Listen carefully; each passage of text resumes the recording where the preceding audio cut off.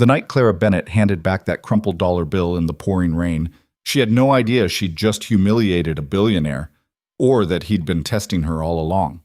What started as another brutal shift at Seattle's worst restaurant became the moment that would either destroy her life or save it. Because that rude stranger in the worn-out coat, he wasn't just any customer. And that single dollar wasn't just an insult. Stay until the end to see how one waitress proved that dignity costs more than money, and drop a comment with your city so I can see how far this story travels. Hit that like button. You won't regret it. The fluorescent lights in the Velvet Oaks kitchen had been flickering for 3 weeks, and nobody cared enough to fix them. Clara Bennett stood at the server station rolling silverware into paper napkins with hands that wouldn't stop shaking.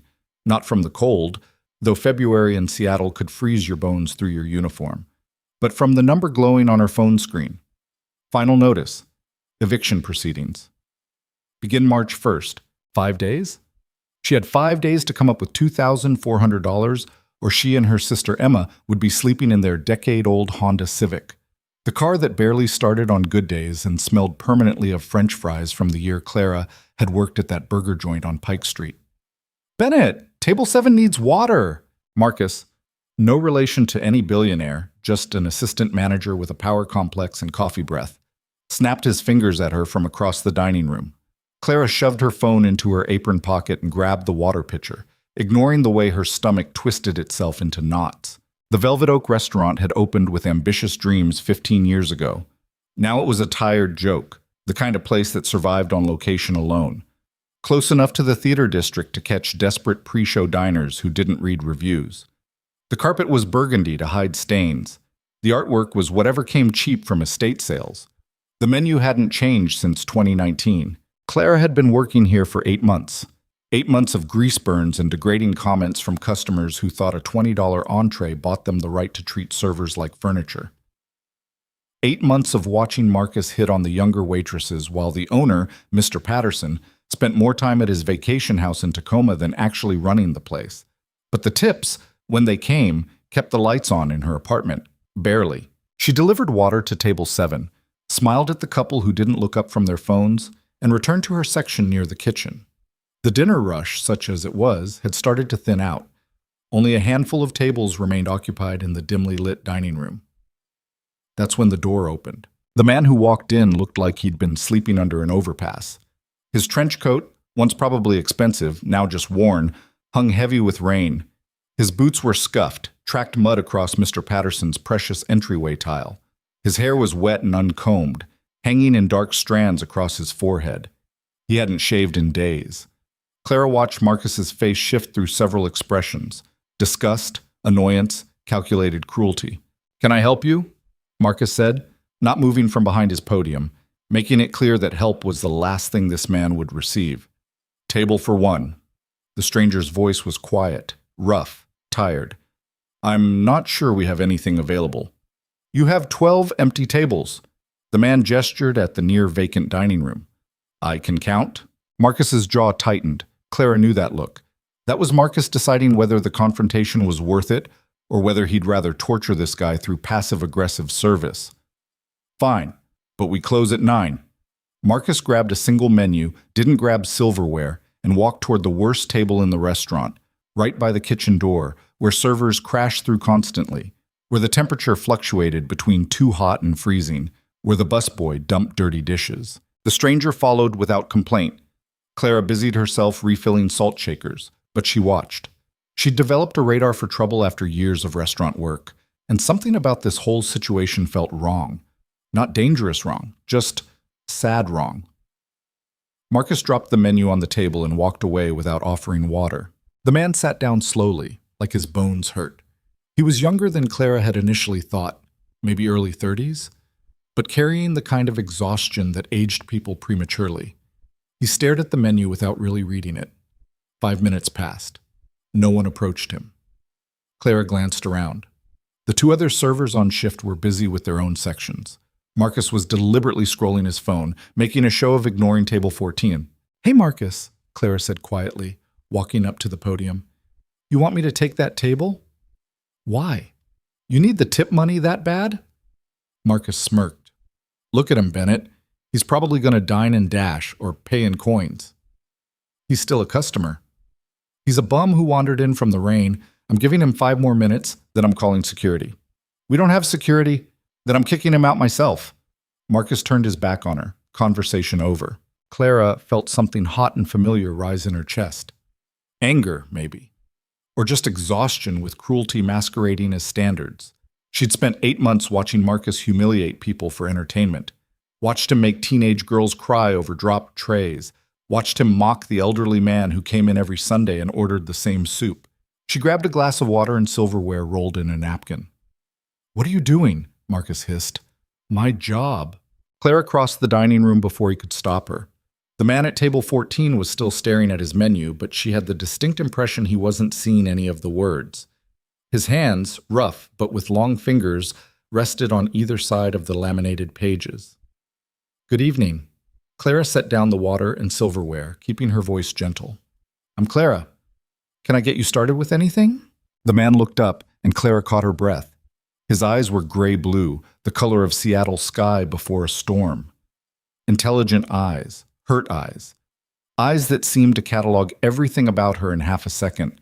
Her worn uniform, her pulled-back hair, the exhaustion she tried to hide behind professionalism. "You're very kind," he said quietly. "Most people don't see me at all." There was something in the way he said it. Not self-pity, just observation. "Everyone deserves to be seen," Clara said. "Have you decided what you'd like, or do you need another minute? What do you recommend?" "Honestly?" She lowered her voice to a conspiratorial whisper. "The pot roast is the only thing our cook doesn't microwave. Everything else is, well, edible. Mostly." The ghost of a smile crossed his face. "Pot roast sounds good. Something to drink besides water?" "Coffee. Black." Clara wrote it down. "I'll get that started for you." She turned to leave, but his voice stopped her. "Why are you being nice to me?" Clara turned back, surprised. "Why wouldn't I be? Your manager over there has been staring daggers at you since you walked over here, and I'm—" He gestured at himself, at his wet coat and mud-stained boots. "Not exactly your typical customer." "You walked in during a rainstorm looking for a hot meal," Clara said. "That makes you exactly like every other customer. The coat doesn't matter." Something shifted in his expression. He studied her with renewed interest, like she'd just revealed something unexpected. "What's your name again?" "Clara." "Thank you, Clara." She smiled, genuine this time, and headed back toward the kitchen. Marcus intercepted her before she could put in the order. "What the hell do you think you're doing?" "Taking his order." "I told you he's not worth your time." "Then it's a good thing it's my time to waste." Clara pushed past him and clipped the order ticket to the line. "Pot roast, side of mashed potatoes, coffee, black." The cook, a 60-year-old Korean woman named Mrs. Kim, who had zero patience for Marcus, glanced at the ticket and then at Clara. "That guy at 14? Yeah. Marcus is going to write you up." "Probably." Mrs. Kim made a sound that might have been approval and started plating the pot roast. Clara poured the coffee, checked on her other tables, and tried to ignore the way Marcus kept glaring at her from across the dining room. When she brought the food to table 14, the man was looking out the rain-streaked window at the street beyond, watching people hurry past under umbrellas, their lives continuing in directions he couldn't follow. "Here you go." Clara set down the plate carefully. "Anything else I can get you?" "No, this is perfect." But he didn't start eating, not right away. He just stared at the food like he was working up the courage to take a bite. Clara had seen that look before, on people who weren't sure when their next meal might come, on people who'd learned not to trust kindness because it usually came with strings attached. She left him alone. Over the next 40 minutes, Clara watched from the periphery. The man ate slowly, methodically. He wasn't savoring the mediocre pot roast. It wasn't good enough to savor, but he wasn't rushing either. He drank 3 cups of coffee. He never pulled out a phone, never read anything, just sat in that terrible table by the kitchen door, existing in a bubble of quiet exhaustion.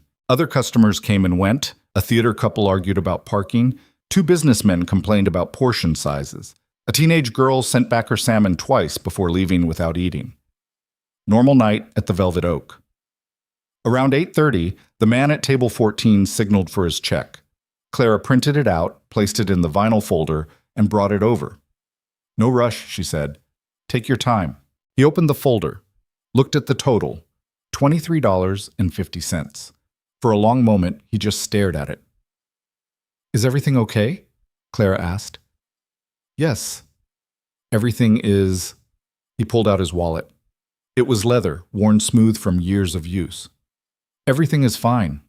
He placed exact cash in the folder. $23.50. Then he stood up, pulled his coat back on, and looked at Clara with those storm gray eyes. "Thank you for your kindness tonight." "Of course. Stay dry out there." He nodded and walked toward the door. Clara picked up the folder, expecting maybe a few dollars on the table. Tips at the Velvet Oak were notoriously bad. There was no tip on the table. She opened the folder. Inside, under the cash, was a single $1 bill. Crumpled. Old. Like he'd found it in his pocket as an afterthought. Clara stared at it, felt something cold and familiar settle in her chest. Of course. Of course she'd spent the last hour being kind to someone, defending him against Marcus, giving him her best service, and this was the result. $1. On a $23 check. Behind her, she heard Marcus laughing. He'd been watching, waiting for this exact moment. "Told you, Bennett. I told you he wasn't worth it." Marcus's voice carried across the dining room. The remaining customers looked up. $1! He tipped you $1! Clara's face burned. The other servers were staring. Mrs. Kim had come out of the kitchen to see what the commotion was about. Even the customers looked embarrassed on her behalf. "You just wasted an hour on a bum who left you $1. Marcus was enjoying this. "But hey, at least you got to feel good about yourself, right? Isn't that worth it?" Clara picked up the dollar bill. It felt obscene in her hand. Not because it was only $1. She'd received worse, she'd received nothing, but because something about this felt intentional. Felt like a test she'd failed without knowing she was being tested. Through the window, she could see the man in the trench coat walking away in the rain. Slow steps, tired shoulders, alone. And something in Clara just broke. Maybe it was the eviction notice burning a hole in her pocket. Maybe it was 8 months of Marcus's cruelty. Maybe it was just this one final indignity, this one last reminder that kindness was for suckers, and dignity was a luxury she couldn't afford. Or maybe it was simpler than that. Maybe she was just tired of being treated like she was worthless.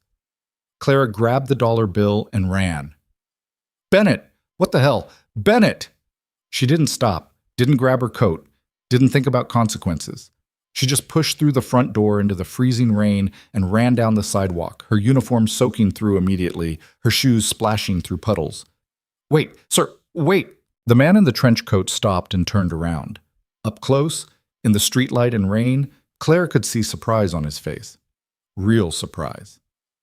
"You forgot something," Clara said, breathing hard. She held out the crumpled dollar bill. "I don't want this." "I gave you a tip." "No, you didn't." Clara's voice was shaking, but not from cold. "You gave me an insult, and I don't care how bad my day was. I don't care how much I need money. I'm not taking this, because my dignity is worth more than $1. It's worth more than any amount of money someone like you could leave behind to make themselves feel better." The man stared at her. Rain ran down both their faces. "Someone like me?" "Yeah, someone who walks in looking pathetic so people will feel sorry for you, who lets a waitress defend you and serve you and treat you like a human being, and then you leave $1 like it's some kind of joke.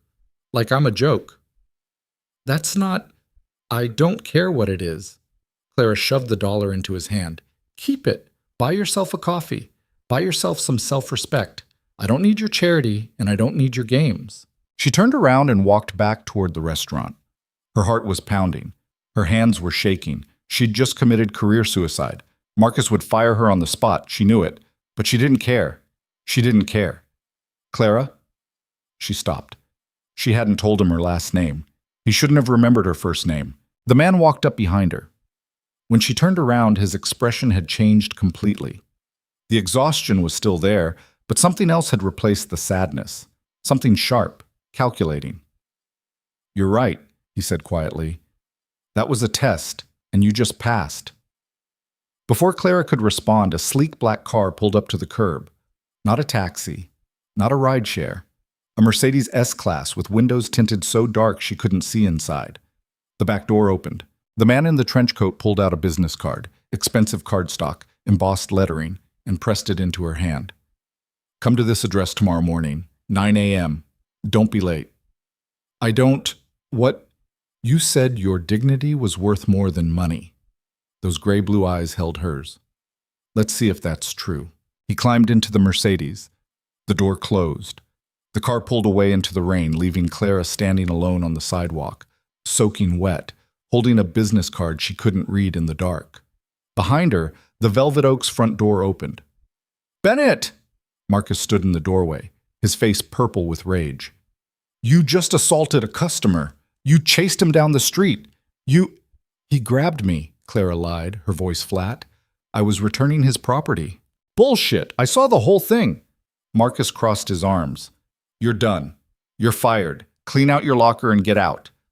Clara looked at him, at his smug face and cheap tie and the power he wielded over minimum wage workers because it was the only power he'd ever have.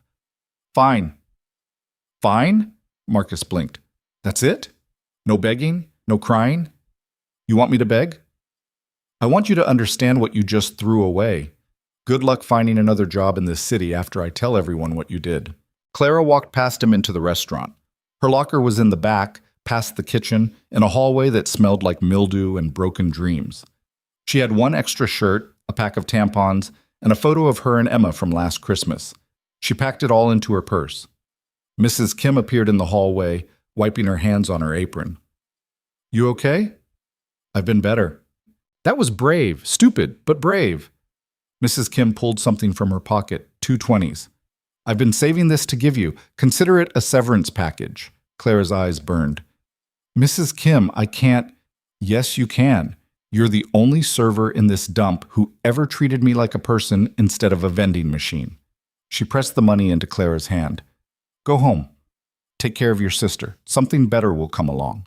Clara hugged her, quick and fierce. Then she left through the back door, avoiding the dining room entirely. The rain had slowed to a drizzle. Clara stood under the flickering streetlight in the alley and finally looked at the business card. Callaway Global Holdings. Ethan Callaway, CEO. Private number 2-065550147.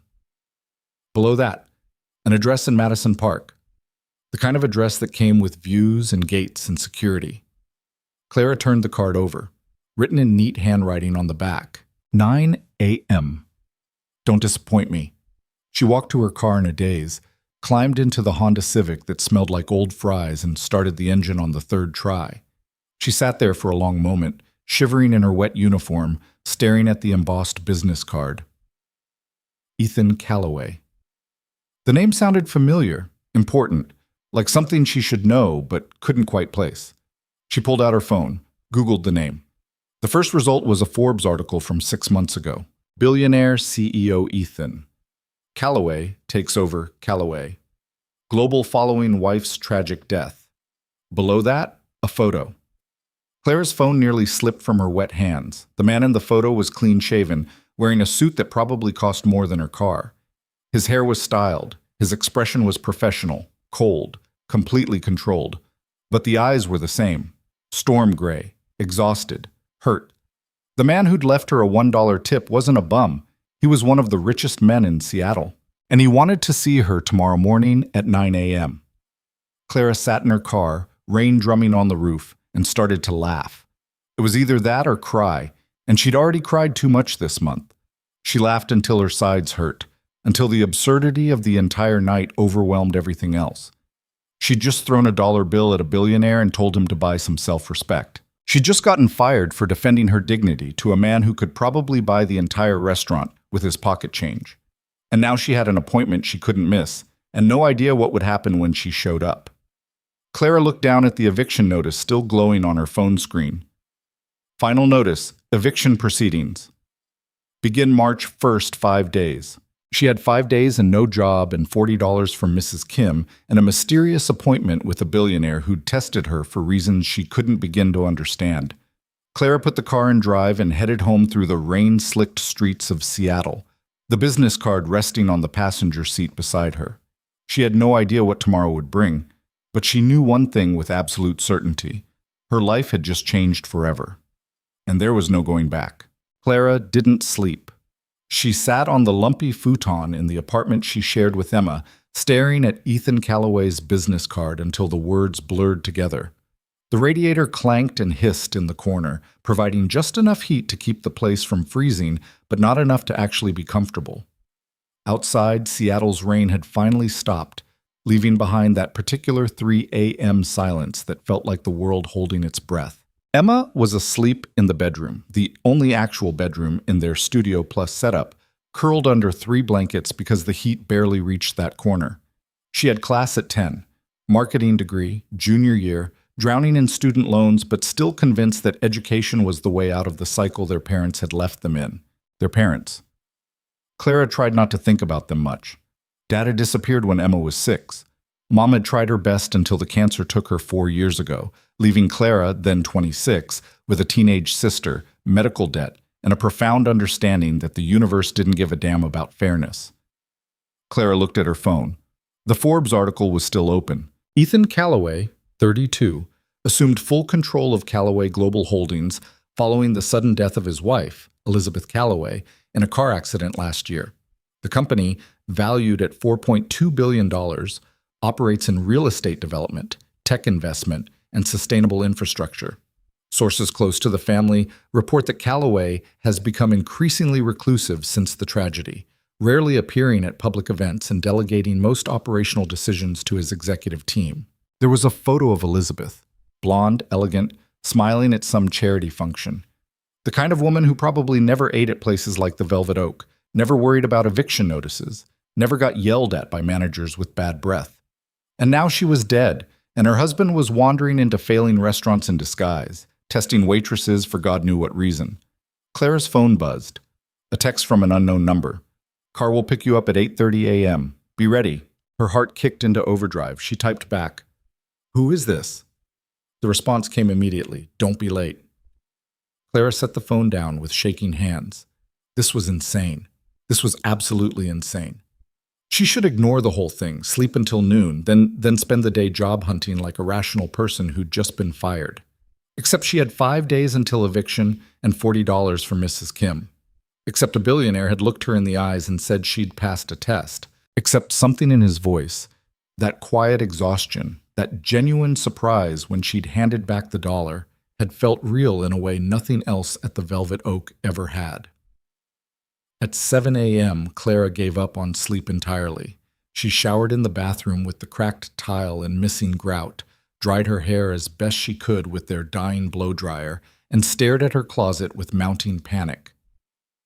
What did you wear to meet a billionaire? She owned exactly 3 outfits that weren't restaurant uniforms or pajamas. A black dress from Emma's high school graduation, jeans and a decent sweater, slacks and a blouse she'd bought for job interviews 3 years ago. The slacks it was. Emma stumbled out of the bedroom at 7:30, hair sticking up, mascara smudged from yesterday. "Why are you dressed?" she mumbled, heading straight for the coffee maker. "I have a meeting." "What kind of meeting? You got fired." "I know I got fired. This is something else." Emma turned around, suddenly more alert. "What kind of something else?" Clara hesitated. How did you explain this without sounding completely unhinged? "A customer from the restaurant offered me a job opportunity." "What restaurant customer offers job opportunities? Was he a recruiter or something?" "Or something." "Clara," Emma crossed her arms. "What's going on?" "I don't know yet, but I need you to trust me, okay? I'll text you later." "This is sketchy as hell." "I know.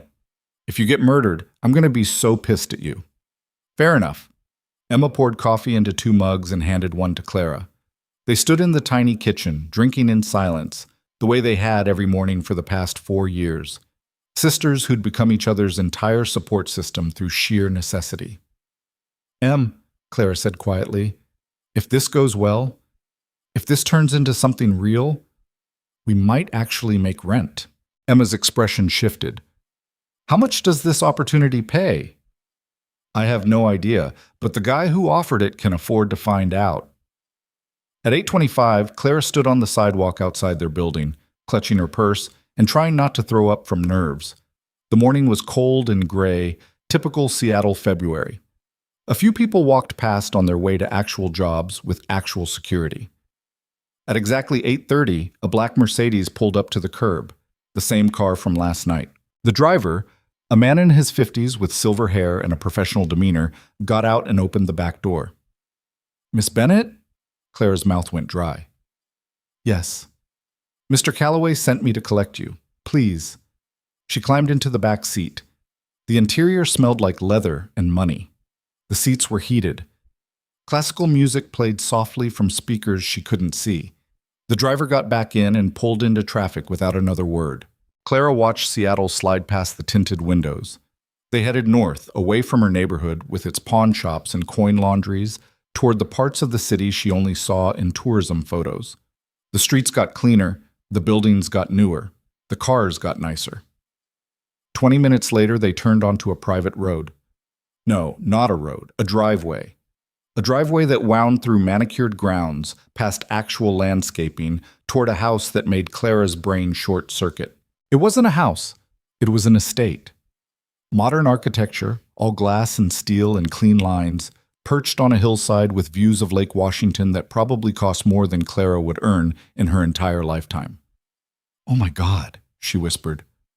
The driver pulled up to the front entrance. "Mr. Calloway is expecting you in his office. James will show you in." The door opened before Clara could respond. A man in an actual butler's uniform, because apparently those existed outside of movies, stood waiting. "Miss Bennett, this way, please."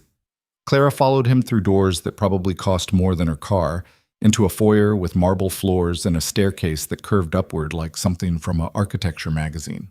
Everything was clean. Everything was expensive. Everything screamed that she didn't belong here. James led her through hallways lined with art that was probably original, past rooms she only glimpsed.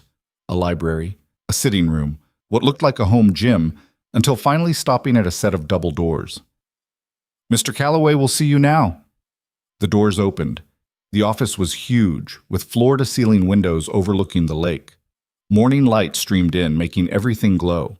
There was a desk, sleek, modern, probably Danish, and sitting behind it was Ethan Calloway. No trench coat this time. He wore a gray button-down shirt with the sleeves rolled up, dark slacks, no tie. His hair was still damp from a shower. He looked like himself from the Forbes photo, clean, professional, controlled, except for those eyes, those exhausted, storm-gray eyes. He stood when Clara entered. "You came. You sent a car." Most people would have ignored it, thought it was a scam. Most people haven't been fired and evicted in the same 24 hours. A ghost of a smile crossed his face. "Please, sit." Clara sat in one of the chairs facing his desk. Leather. Comfortable. Probably worth 3 months of her old salary. Ethan didn't sit back down. He walked to the windows, hands in his pockets, looking out at the view. "Do you know who I am?" "I Googled you." "Then you know what I'm worth. What this company is worth. What everyone around me is trying to take." Clara said nothing. "My wife died 14 months ago," Ethan continued, his voice flat. "Car accident. She was coming home from a board meeting. The other driver ran a red light." He paused. "We have a son, Noah. He's 8. He hasn't spoken more than 10 words at a time since the funeral." Clara's chest tightened. "I'm sorry." "Everyone's sorry." Ethan turned to face her. "Sorry doesn't help. Sorry doesn't protect my son from a family that sees him as a bargaining chip. Sorry doesn't keep this company from being torn apart by people who think I'm too weak to lead it." "Then why am I here?" "Because last night you did something no one else has done in over a year." "I threw money at you. You chose your dignity over a tip." Ethan walked back to his desk, leaned against it. "Do you understand how rare that is? I've spent 14 months surrounded by people who smile to my face and plot behind my back, board members who want me to step down, siblings who think they deserve my wife's shares, employees who kiss my ass because they're terrified of being fired." His jaw tightened. "I needed to know if genuine people still existed, if kindness without an agenda was still possible. So you tested me." "Yes." "That's manipulative." "It's survival." Ethan's eyes held hers. "My brother Marcus is trying to force a board vote to remove me as CEO. My sister Evelyn is leaking stories to the press about my mental state. I have investors questioning my leadership and competitors circling like sharks. I need someone I can trust, someone who isn't already corrupted by this world." Clara laughed. Actually laughed. You don't know me. I could be the worst person on the planet. You gave up a tip to preserve your self-respect while facing eviction. That tells me everything I need to know. It tells you I'm stubborn and probably stupid. It tells me you have principles. Ethan pulled a folder from his desk drawer and slid it across to her. I'm offering you a position as my executive assistant and personal advisor. Salary is $180,000 annually, plus benefits, plus housing if you need it. Claire's brain stopped working. $180,000? Is that acceptable?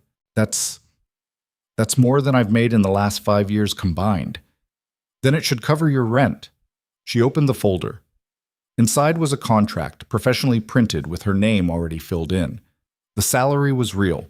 The benefits were insane. Health insurance, dental, vision, 401k matching, stock options. What's the catch? Claire asked. The catch is that everyone in my life will hate you. My family will try to destroy you. The media will dig into your past.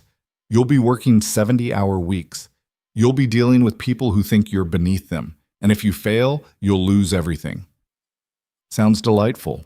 Ethan's expression didn't change. I'm not offering you an easy job, Clara. I'm offering you a chance to prove that you're as strong as I think you are.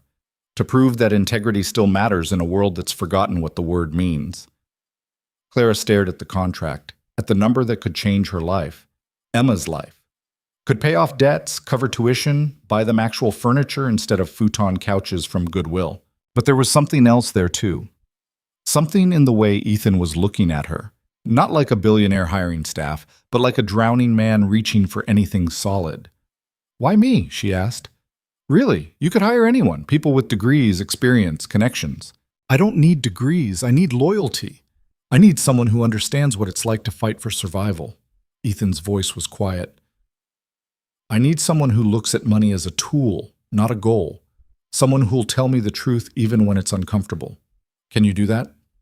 Clara thought about Marcus's smug face, the eviction notice, Mrs. Kim pressing $40 into her hand, Emma sleeping under 3 blankets in an apartment that barely qualified as shelter. She thought about dignity and desperation and the impossible choice between them.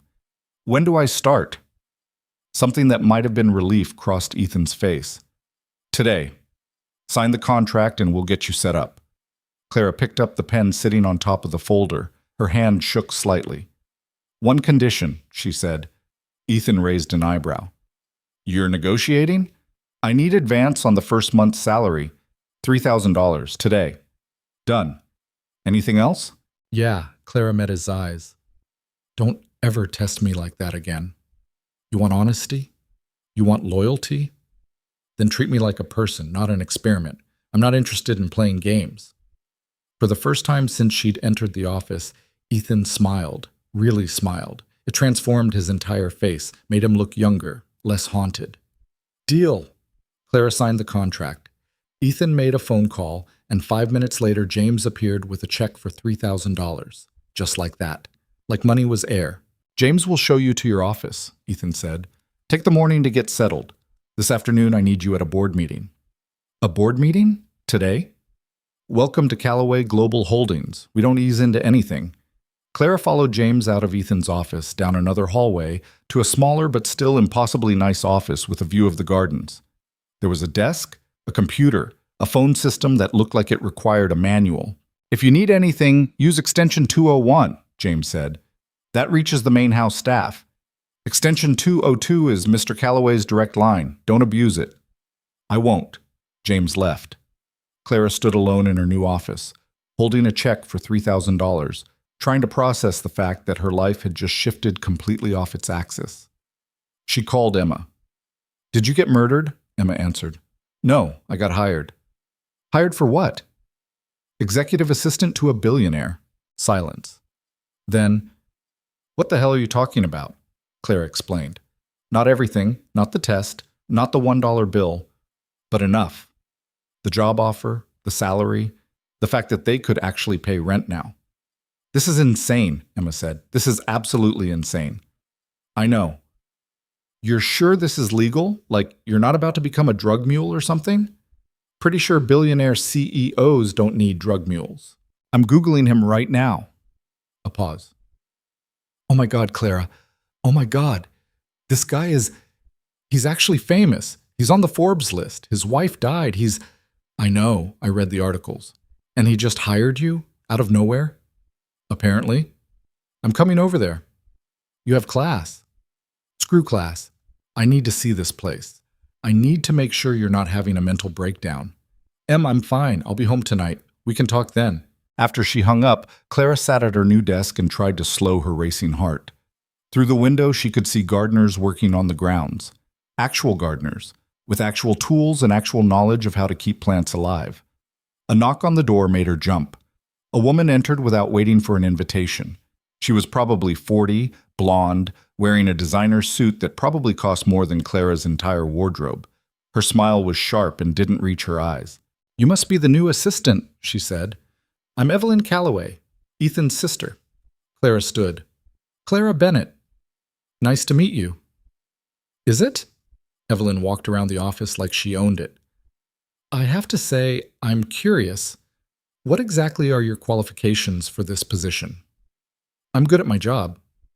"And what job is that? According to my research, you were a waitress at a failing restaurant until last night." So the knives were out already. "That's correct," Clara said evenly. "And now you're my brother's executive assistant. Quite the promotion." Evelyn's smile got sharper.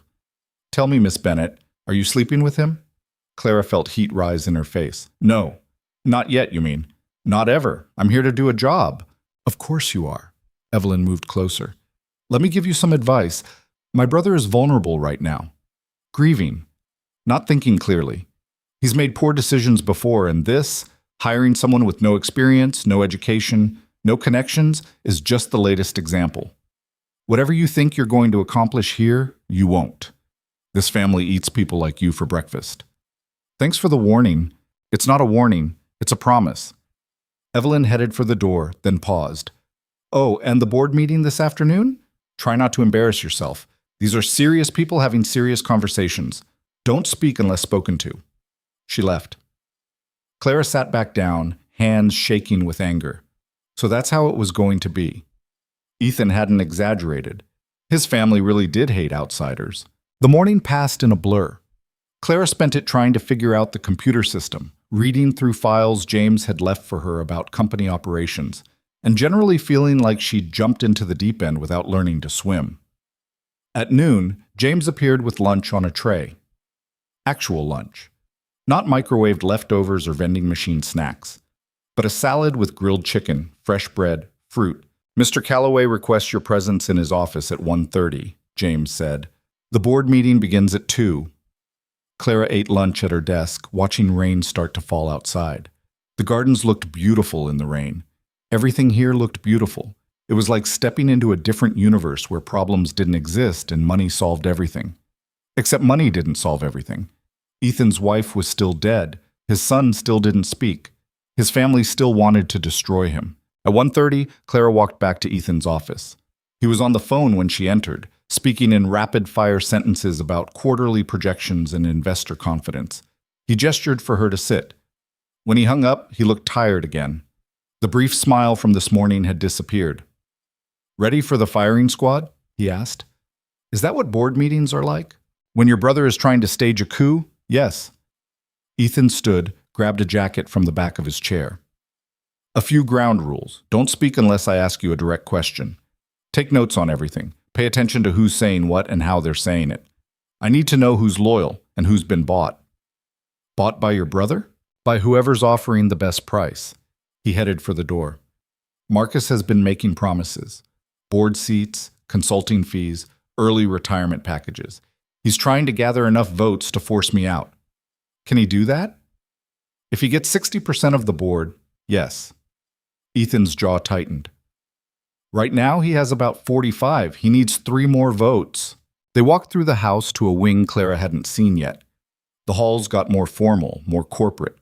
They passed other employees, people in suits carrying tablets and folders, people who looked at Clara like she was an alien life form. The boardroom was exactly what Clara had imagined. Long table, leather chairs, floor-to-ceiling windows with views of downtown Seattle. 12 people were already seated, and every single one of them looked at Clara with varying degrees of confusion and disdain. Marcus Calloway sat at the far end of the table. He was maybe 35 with Ethan's same coloring, but none of his restraint. He looked smug, confident, like he'd already won.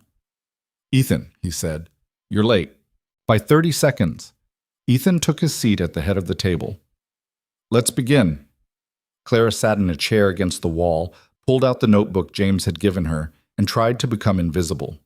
The meeting started with financial reports, numbers Clara barely understood, projections and margins and quarterly targets. Then they moved to operational updates, new projects in development, existing properties, tech investments. Clara took notes on everything, but mostly she watched faces. An older man with white hair kept glancing at Marcus and nodding slightly. Bought. A woman in her 50s avoided eye contact with everyone. Scared. Two men in identical suits whispered to each other whenever Ethan spoke. Definitely bought. Marcus waited until 40 minutes into the meeting before making his move. "I'd like to raise a concern about leadership direction," he said, his voice carefully casual. The room went quiet. "What concern?" Ethan asked. "The company has been underperforming since you took over as CEO. Profits are down 12% year over year. We've lost 3 major investor partnerships. Projects are running over budget." Marcus leaned forward. "I think it's time we discussed whether you're the right person to lead Callaway Global Holdings into the future." "I'm the majority shareholder," Ethan said flatly. "That makes me the right person." Majority shareholder doesn't mean infallible leader. The board has a fiduciary responsibility to act in the company's best interests. And removing me serves the company's best interests? Temporarily stepping aside might. Marcus's smile was poisonous. "You're grieving, Ethan. Everyone understands that. No one blames you for being distracted. But the company needs strong leadership right now, and you're not providing it." Clara watched Ethan's face, saw the muscle jump in his jaw, saw his hands tighten on the armrests. "I'm providing exactly the leadership this company needs," Ethan said quietly. "Are you?" Marcus pulled out a folder. "Let's talk about your recent hiring decision. This morning you brought on a new executive assistant, someone with no experience, no credentials, no background in corporate operations, someone you met yesterday at a restaurant." He looked directly at Clara. "Care to explain that decision to the board?" Every eye in the room turned to Clara. Her face burned. Her heart hammered. This was the test, the real test. "Her qualifications are none of your concern," Ethan said. "Everything you do is our concern. That's how boards work." Marcus's voice got harder. "You're making erratic decisions, hiring random people off the street, isolating yourself, refusing to engage with the operational realities of running a multi-billion-dollar company. This is exactly why we need to discuss your fitness for leadership." "I'm perfectly fit." "Then prove it." Marcus slid a document across the table. "I'm calling for a vote of no confidence. If the board agrees that you're not capable of leading effectively, you'll step down as CEO and transition to a purely advisory role. I'll assume operational control until we can conduct a proper search for permanent leadership." The room erupted. People talking over each other, voices raised, alliances suddenly visible. Clara stopped taking notes. She couldn't look away from Ethan's face. He wasn't surprised. He'd known this was coming. That's why he'd hired her. That's why he'd needed someone he could trust. "You don't have the votes," Ethan said calmly. "Don't I?" Marcus looked around the table. "Show of hands. Who believes Ethan should step down as CEO?" 4 hands went up immediately. The white-haired man. The 2 identical suit guys. A younger woman Clara hadn't noticed before. 4 votes. Marcus needed 7 for 60%. No other hands moved. 4 votes, Ethan said. Not even close. This was just a preliminary measure. Marcus's confidence didn't crack. The real vote happens in 2 weeks, and by then, people will have had time to consider what's best for the company instead of what's best for your ego. He stood. The 4 who'd voted with him stood too. They left the boardroom together, a united front. The remaining board members sat in uncomfortable silence. Finally, the scared-looking woman spoke. "Ethan, you know we support you, but Marcus isn't wrong about everything. The numbers are concerning, and this," she gestured vaguely at Clara, "doesn't help with optics. Optics don't run companies. Strategy does. Strategy requires focus, and you seem Distracted. Ethan's voice went cold. My wife died. I'm raising a grieving 8-year-old, and I'm still hitting every target this company needs to hit. If that's distracted, I'd hate to see what you consider focused. The woman flinched. I didn't mean... Meeting adjourned. Ethan stood. I'll see you all in 2 weeks. They filed out quickly, avoiding eye contact. When the room was empty except for Ethan and Clara, he walked to the windows and stood there, hands in pockets, shoulders tight. Clara didn't know what to say. Didn't know if she should say anything. That went better than expected, Ethan finally said. Better? He only got 4 votes. I was expecting 5. He turned around. In 2 weeks, he'll have 7, maybe 8. People are scared. They think I'm weak. They think grief has made me incompetent. Has it? The question came out before Clara could stop it. Ethan stared at her, then unexpectedly he laughed. You really don't know how to play politics, do you? You hired me for honesty. Is grief making you incompetent? No, but it's making me tired, making me wonder if any of this matters.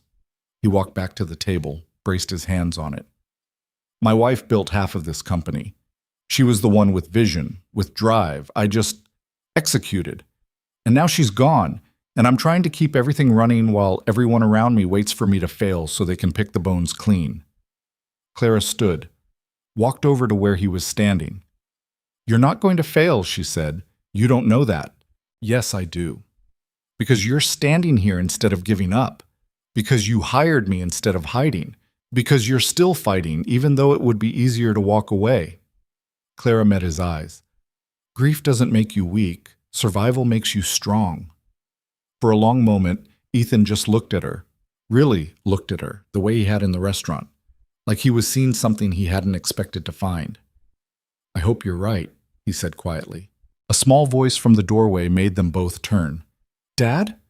A little boy stood there, maybe 8 years old, with Ethan's dark hair and gray eyes. He wore jeans and a Star Wars t-shirt. He looked small and lost and terrified. Noah!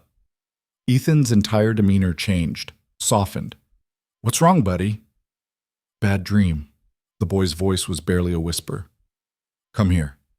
Noah ran to his father. Ethan picked him up, this tiny kid who seemed too fragile for the world, and held him close. Clara's heart cracked open.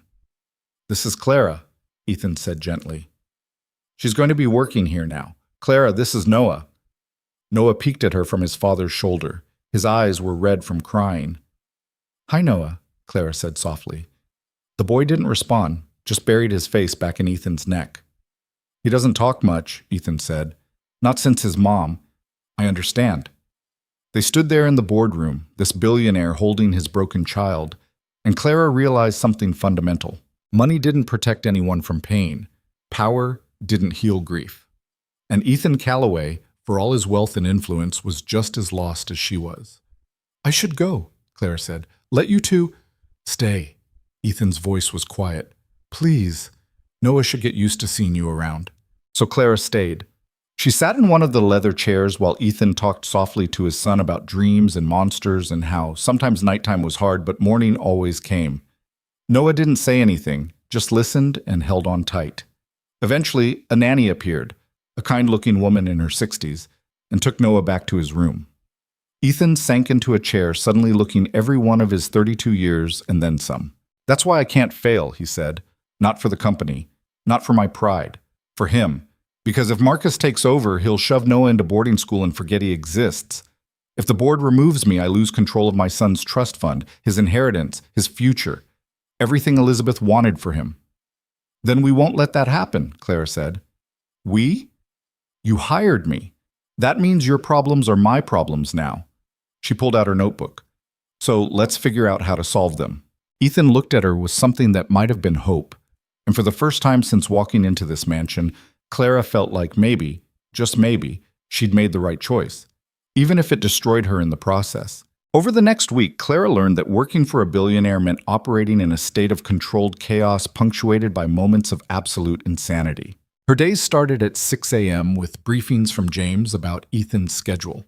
By 7, she was fielding emails from investors, lawyers, department heads, all of whom seemed to think she had the authority to make decisions she absolutely did not have the authority to make. By 8, she was in meetings where people used words like synergy and optimization without irony.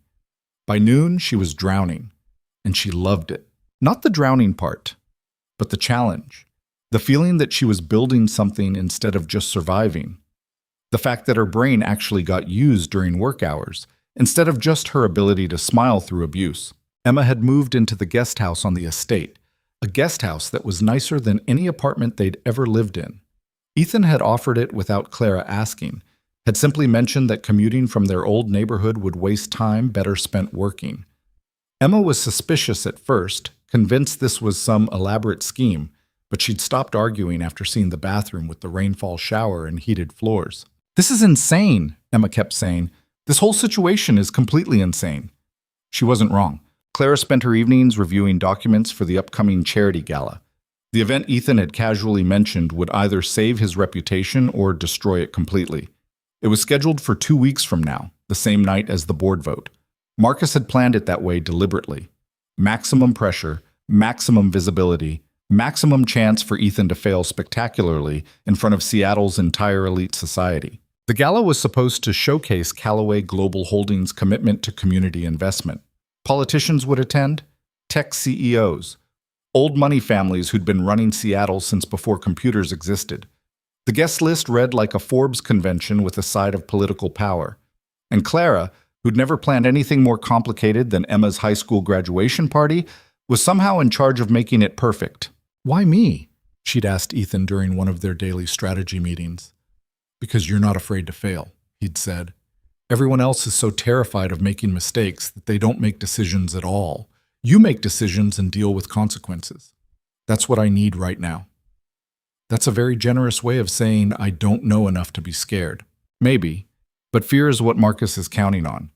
He thinks putting you in charge will expose you as incompetent and prove I'm making reckless choices. Ethan had looked at her across his desk, those gray eyes intense. Prove him wrong. So Clara threw herself into gala planning with the same stubborn determination that had made her hand back a $1 bill in the rain. The event coordinator was a woman named Patricia, who had 30 years of experience and zero patience for Clara's questions. "The catering is already arranged," Patricia said during their first meeting, her voice clipped. "Archambault Dining. They've catered every major Callaway event for a decade." "What's the menu?" "Foie gras, Scottish salmon, Wagyu beef, champagne service." Clara made notes. "How much does this cost?" Patricia looked at her like she'd asked what color the sky was. "Does it matter?" "Everything matters. How much?" $450 per plate, 1,200 guests. You do the math." Clara did the math. $540,000 for one dinner. "That seems excessive." "It's the standard." Patricia's tone made it clear this conversation was over. "Archambault is the best. Using anyone else would be an insult to our guests." Clara let it go, for now. She spent the next 3 days reviewing every aspect of the gala. The flowers, $80,000 worth of imported orchids. The entertainment, a string quartet that charged $30,000 for 4 hours. The venue, a historic mansion on Capitol Hill that cost $100,000 to rent for the night. Everything was expensive. Everything was elegant. Everything was designed to impress people who couldn't be impressed because they'd seen it all before. And Clara hated it. Not because it was wasteful, though it was, but because it felt hollow, performative, like Ethan was putting on a show to convince people he was something he wasn't. She was sitting in her office late one evening, staring at budget spreadsheets when Noah appeared in her doorway. The kid did that sometimes, just showed up silently, watching, never speaking unless directly asked a question, and even then only in whispers. "Hey, Noah," Clara said, setting down her pen. "Can't sleep?" He shook his head. "Me neither. Want to come in?" Noah hesitated, then walked into her office and climbed into the chair across from her desk. His feet didn't touch the floor. He was holding a stuffed rabbit that looked like it had been through multiple wars. "What's your rabbit's name?" Clara asked. "Cotton," Noah whispered. "That's a good name." They sat in comfortable silence for a moment. Clara had learned that Noah didn't need conversation. He just needed presence. Someone who wouldn't force him to talk or perform or be anything other than a sad 8-year-old trying to survive. "Are you planning my mom's party?" Noah asked quietly. Clara's chest tightened. Your mom's party? The gala. Mom always planned it. She liked parties. His voice was barely audible. She was good at making people happy. Clara came around the desk and knelt in front of Noah's chair, putting herself at his eye level. I'm not trying to replace your mom, she said gently. Nobody could do that. I'm just trying to help your dad with the event. Is that okay? Noah looked at her with those devastating gray eyes. Dad's sad all the time now. I know. Are you going to make him happy? I'm going to try to help him. That's the best I can do. Noah seemed to consider this. Then he slid off the chair and walked out without another word, clutching cotton. Clara stayed kneeling on the floor, feeling the weight of expectations she hadn't signed up for. She wasn't just planning an event. She was trying to hold together a family that had fractured into pieces. The next morning, Patricia called an emergency meeting. We have a problem, she said, her face pale. Archambault canceled. Clara's stomach dropped. What? They called this morning, said they're overbooked, and can't accommodate our event. They're refunding the deposit. That's impossible. We booked them 6 months ago. Nevertheless, they've canceled. Patricia looked genuinely panicked. I've called every other high-end caterer in Seattle. Everyone's either booked or suddenly unavailable. It's like someone's paying them to refuse us.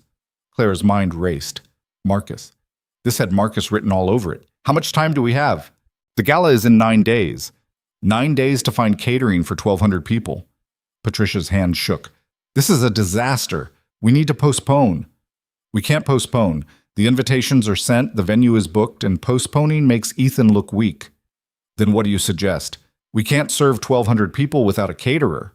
Clara thought about the velvet oak, about Mrs. Kim cooking pot roast in a kitchen with flickering lights, about the dozens of struggling restaurants she'd worked at over the years, places with talented chefs and no money for marketing, places that served real food to real people instead of pretentious tiny portions on oversized plates. We don't need Archambault, Clara said slowly. Excuse me? We don't need expensive caterers. We need good food and authentic stories. The idea was forming as she spoke. What if instead of one elite catering company, we hired 20 local restaurants? Small places, immigrant-owned, chef-driven, places that need the exposure and would kill for an opportunity like this. Patricia stared at her like she'd suggested serving hot dogs from a cart. You want to serve our elite guests food from food trucks? No. I want to serve them food from talented chefs who actually care about cooking instead of caterers who charge $450 a plate for reheated salmon. Clara pulled out her laptop. Think about the optics. Callaway Global Holdings supporting local businesses, investing in community, giving opportunities to people who deserve them. That's a better story than flying in foie gras from France. It's also completely insane. Maybe, but it's our only option. Clara stood. I need a list of every available commercial kitchen in the city and contact information for restaurant owners who might be interested. Can you get me that? Patricia looked like she wanted to argue, but something in Clara's expression stopped her. I'll have it by this afternoon, she said quietly. But if this fails, I'll take full responsibility. After Patricia left, Clara went to find Ethan. He was in his study with Noah, helping the kid with homework. It was one of the few times Clara had seen him actually relaxed, focused on something other than board votes and hostile takeovers. Can I talk to you? Clara asked from the doorway. Ethan looked up, saw her expression. Noah, go ask Mrs. Chen for a snack, okay? Noah gathered his books and left, giving Clara a small wave on his way out. What happened? Ethan asked. Clara explained.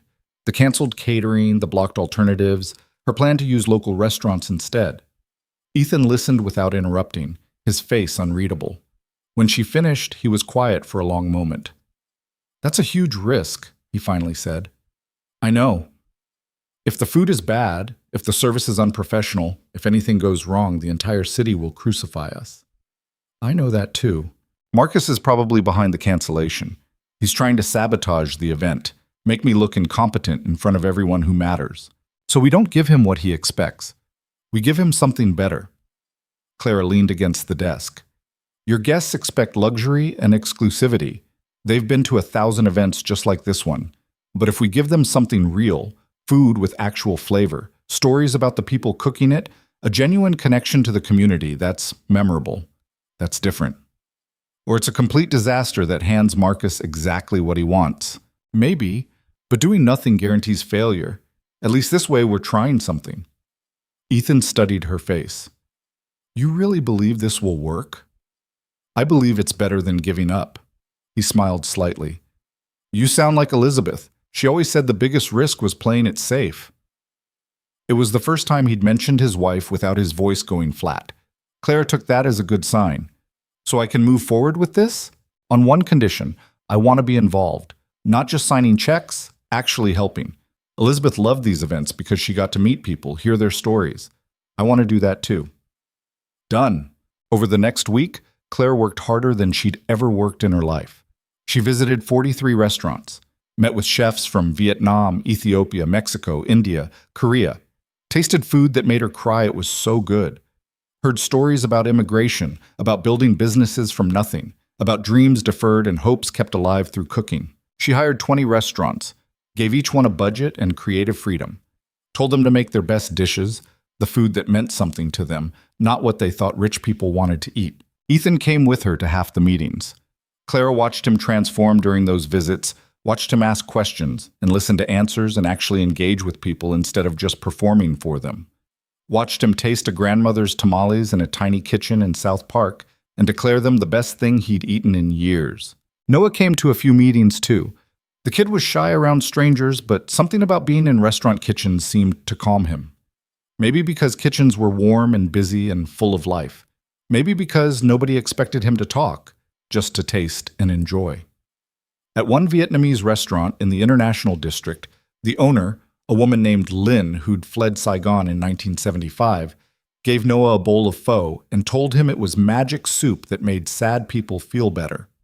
Noah ate 3 bowls. Meanwhile, Evelyn and Marcus were circling like sharks. I hear you're planning to serve our guests peasant food, Evelyn said one afternoon, cornering Clara outside the estate. How very democratic of you. It's called authentic cuisine, Clara replied. It's called desperation, and everyone's going to see through it. Evelyn's smile was venomous. You're not clever, Miss Bennett. You're just a waitress playing dress-up in my sister-in-law's world, and when this gala collapses, and it will collapse, Ethan will finally see you for what you are. A mistake. If I'm such a mistake, why do you care so much? Because you're influencing my brother to make ridiculous decisions. Because you're giving him false hope that he can survive without our help. And because when he fails, Noah suffers. That's what you don't understand. This isn't just about corporate politics. It's about that little boy's future. Then maybe you should spend less time trying to destroy your brother and more time actually caring about your nephew. Evelyn's face went cold. Be very careful, Miss Bennett. You don't know what you're dealing with. She walked away, heels clicking on the marble floors. Clara stood there shaking with anger and adrenaline. She'd never been good at playing political games, at smiling through veiled threats. She was a fighter, not a diplomat. That evening, she found Ethan in Noah's room, reading bedtime stories. The kid was already asleep, curled under dinosaur print blankets, breathing softly. Ethan looked up when Clara appeared in the doorway. He had a good day, Ethan whispered. Talked about the pho. Said it was the best thing he'd tasted since his mom made him chicken soup last year. That's progress. Yeah. Ethan carefully extracted himself from Noah's bed, turned on the nightlight, and followed Clara into the hallway. What's wrong? You look upset. Clara told him about the conversation with Evelyn. Ethan's expression hardened. She threatened you? Not directly, just reminded me that I don't belong here. That's bullshit. Is it? Ethan, I've been here 2 weeks. Your sister's been part of this family her whole life. Your brother's been working in this company for a decade. And I'm a waitress who got fired for chasing a customer into the rain. Maybe Evelyn's right. Maybe I'm in over my head. Ethan walked to the window overlooking the grounds. Outside, the gardens were lit with subtle landscape lighting. Everything perfect and controlled. You want to know why Elizabeth loved the gala? He said quietly. It wasn't about the money or the prestige. It was about using our position to actually help people. She hated the performative charity, the big checks written for photo ops. She wanted to create real connections, real opportunities. He turned to face Clara. That's what you're doing. That's why this matters. Not because it'll save my reputation or win board votes, but because it's the right thing to do. And if it fails, then we fail doing something worthwhile instead of succeeding at something meaningless. Clara felt tears prick her eyes. She blinked them back. I'm not used to people believing in me. Get used to it. The night before the gala, Clara couldn't sleep. She paced her room in the guest house, reviewing checklists, panicking about everything that could go wrong. At 2 a.m., she gave up and went for a walk around the grounds. She found Ethan sitting on the patio overlooking the lake, drinking scotch and staring at the water. Couldn't sleep either? Clara asked. Sleep's been hard for a while now. He gestured at the chair beside him. Join me? Clara sat. The night was cold and clear, stars visible despite Seattle's light pollution. Tomorrow decides everything, Ethan said. The gala, the board vote, my future with the company, Noah's future. No pressure. He laughed quietly. I keep thinking about what happens if Marcus wins. If I lose control of the company, lose custody of Noah's trust. He'd put the kid in boarding school, Clara. Some expensive prison where Noah would be surrounded by other rich kids' trauma and nobody would actually care about him.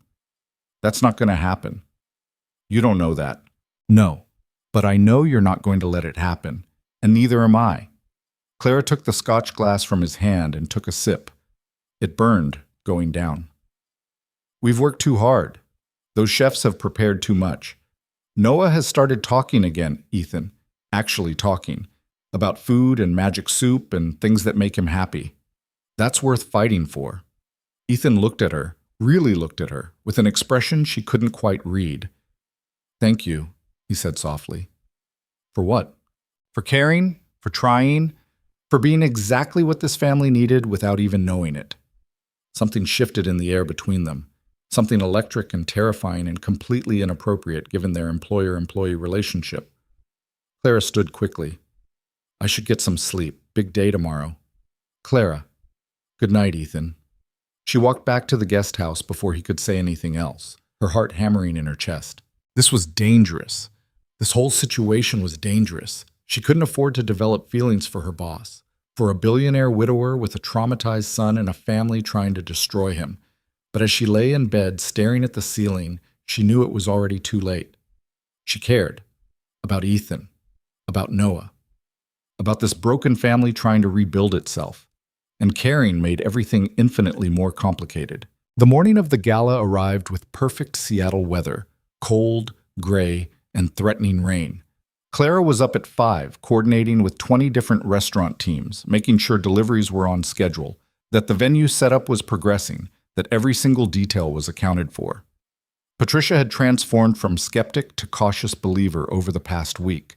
She'd seen the food, met the chefs, understood what Clara was trying to accomplish. I'll admit I was wrong about this, Patricia said during their final walkthrough of the venue. If it works, it'll be extraordinary. And if it doesn't, then we'll all be looking for new jobs Monday morning. The venue was a mansion from the 1920s, all ornate woodwork and crystal chandeliers. Instead of hiding the building's character under generic luxury decor, Clara had worked with the restaurants to create intimate food stations throughout the different rooms. Each station featured a chef, their story displayed on elegant cards, their food served with pride instead of pretension. By 4 p.m., everything was in place. The flowers, locally sourced wildflowers instead of imported orchids, added color without overwhelming the space. The string quartet had been replaced with a jazz trio that actually had personality. The whole event felt warm, lived in, real. Claire went back to the estate to change. Emma had helped her pick out a dress, simple black, elegant without being showy, appropriate for someone who worked for the host instead of being the host. You look terrified, Emma said, zipping up the back. I am terrified. You're also amazing. You built this whole thing from nothing in 9 days. That's insane. Or stupid. Sometimes those are the same thing. Emma hugged her. Go show those rich assholes what real food tastes like. Clara arrived at the venue at 6. Guests were already arriving, Seattle's elite in tuxedos and gowns, stepping out of town cars and looking around with expressions ranging from curiosity to confusion. This wasn't what they'd expected. Ethan stood at the entrance greeting people, looking devastating in a perfectly tailored tux, Noah was with him, also in a small tux, holding his father's hand and trying to be brave in front of strangers. Clara hung back, watching the crowd flow in. Politicians, tech CEOs, old money families. People who could make or break Ethan's reputation with a single comment. Marcus arrived with Evelyn, both of them scanning the venue like predators looking for weaknesses. Marcus caught Clara's eye and smiled.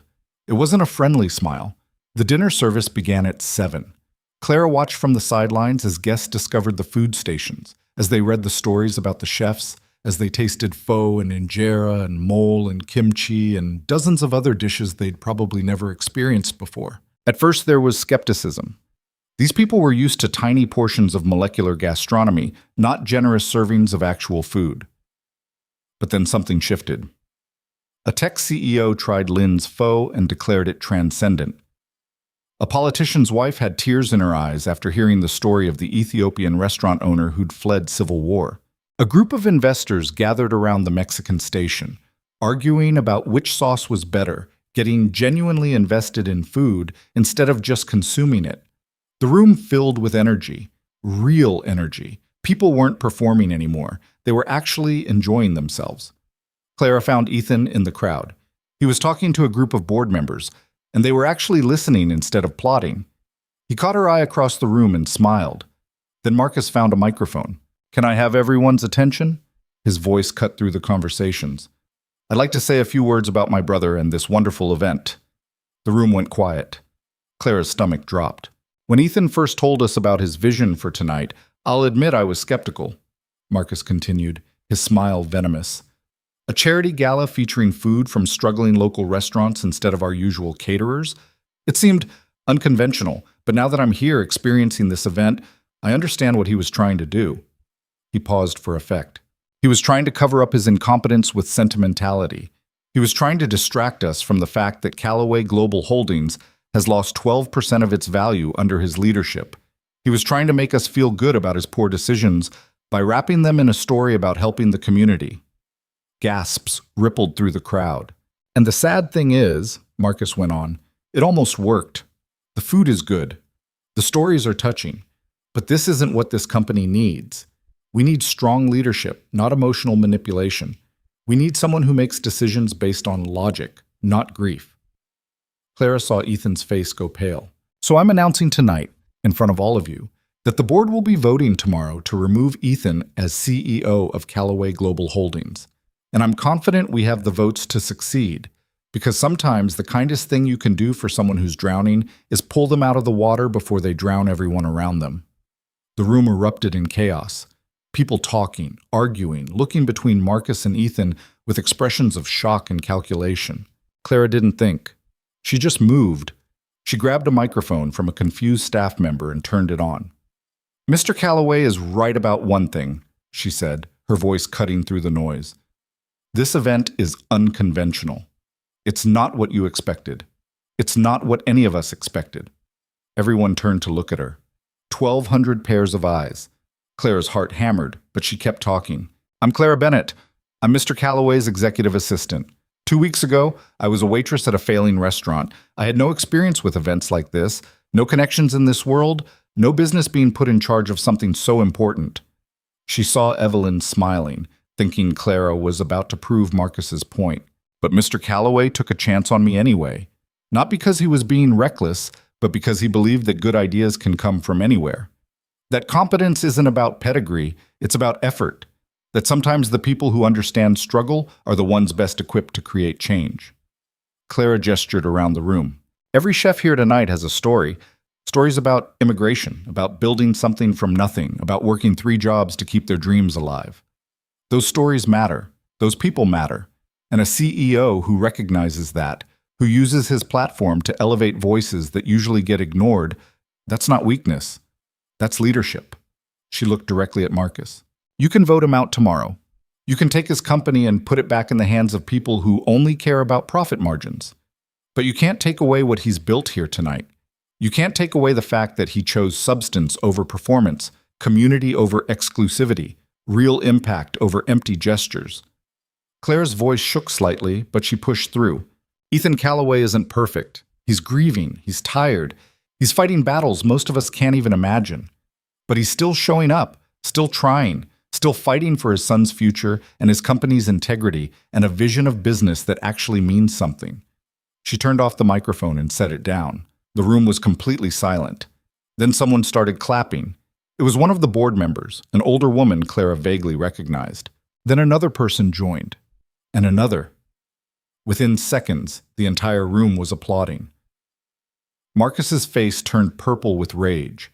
Ethan was staring at Clara like he'd never seen her before.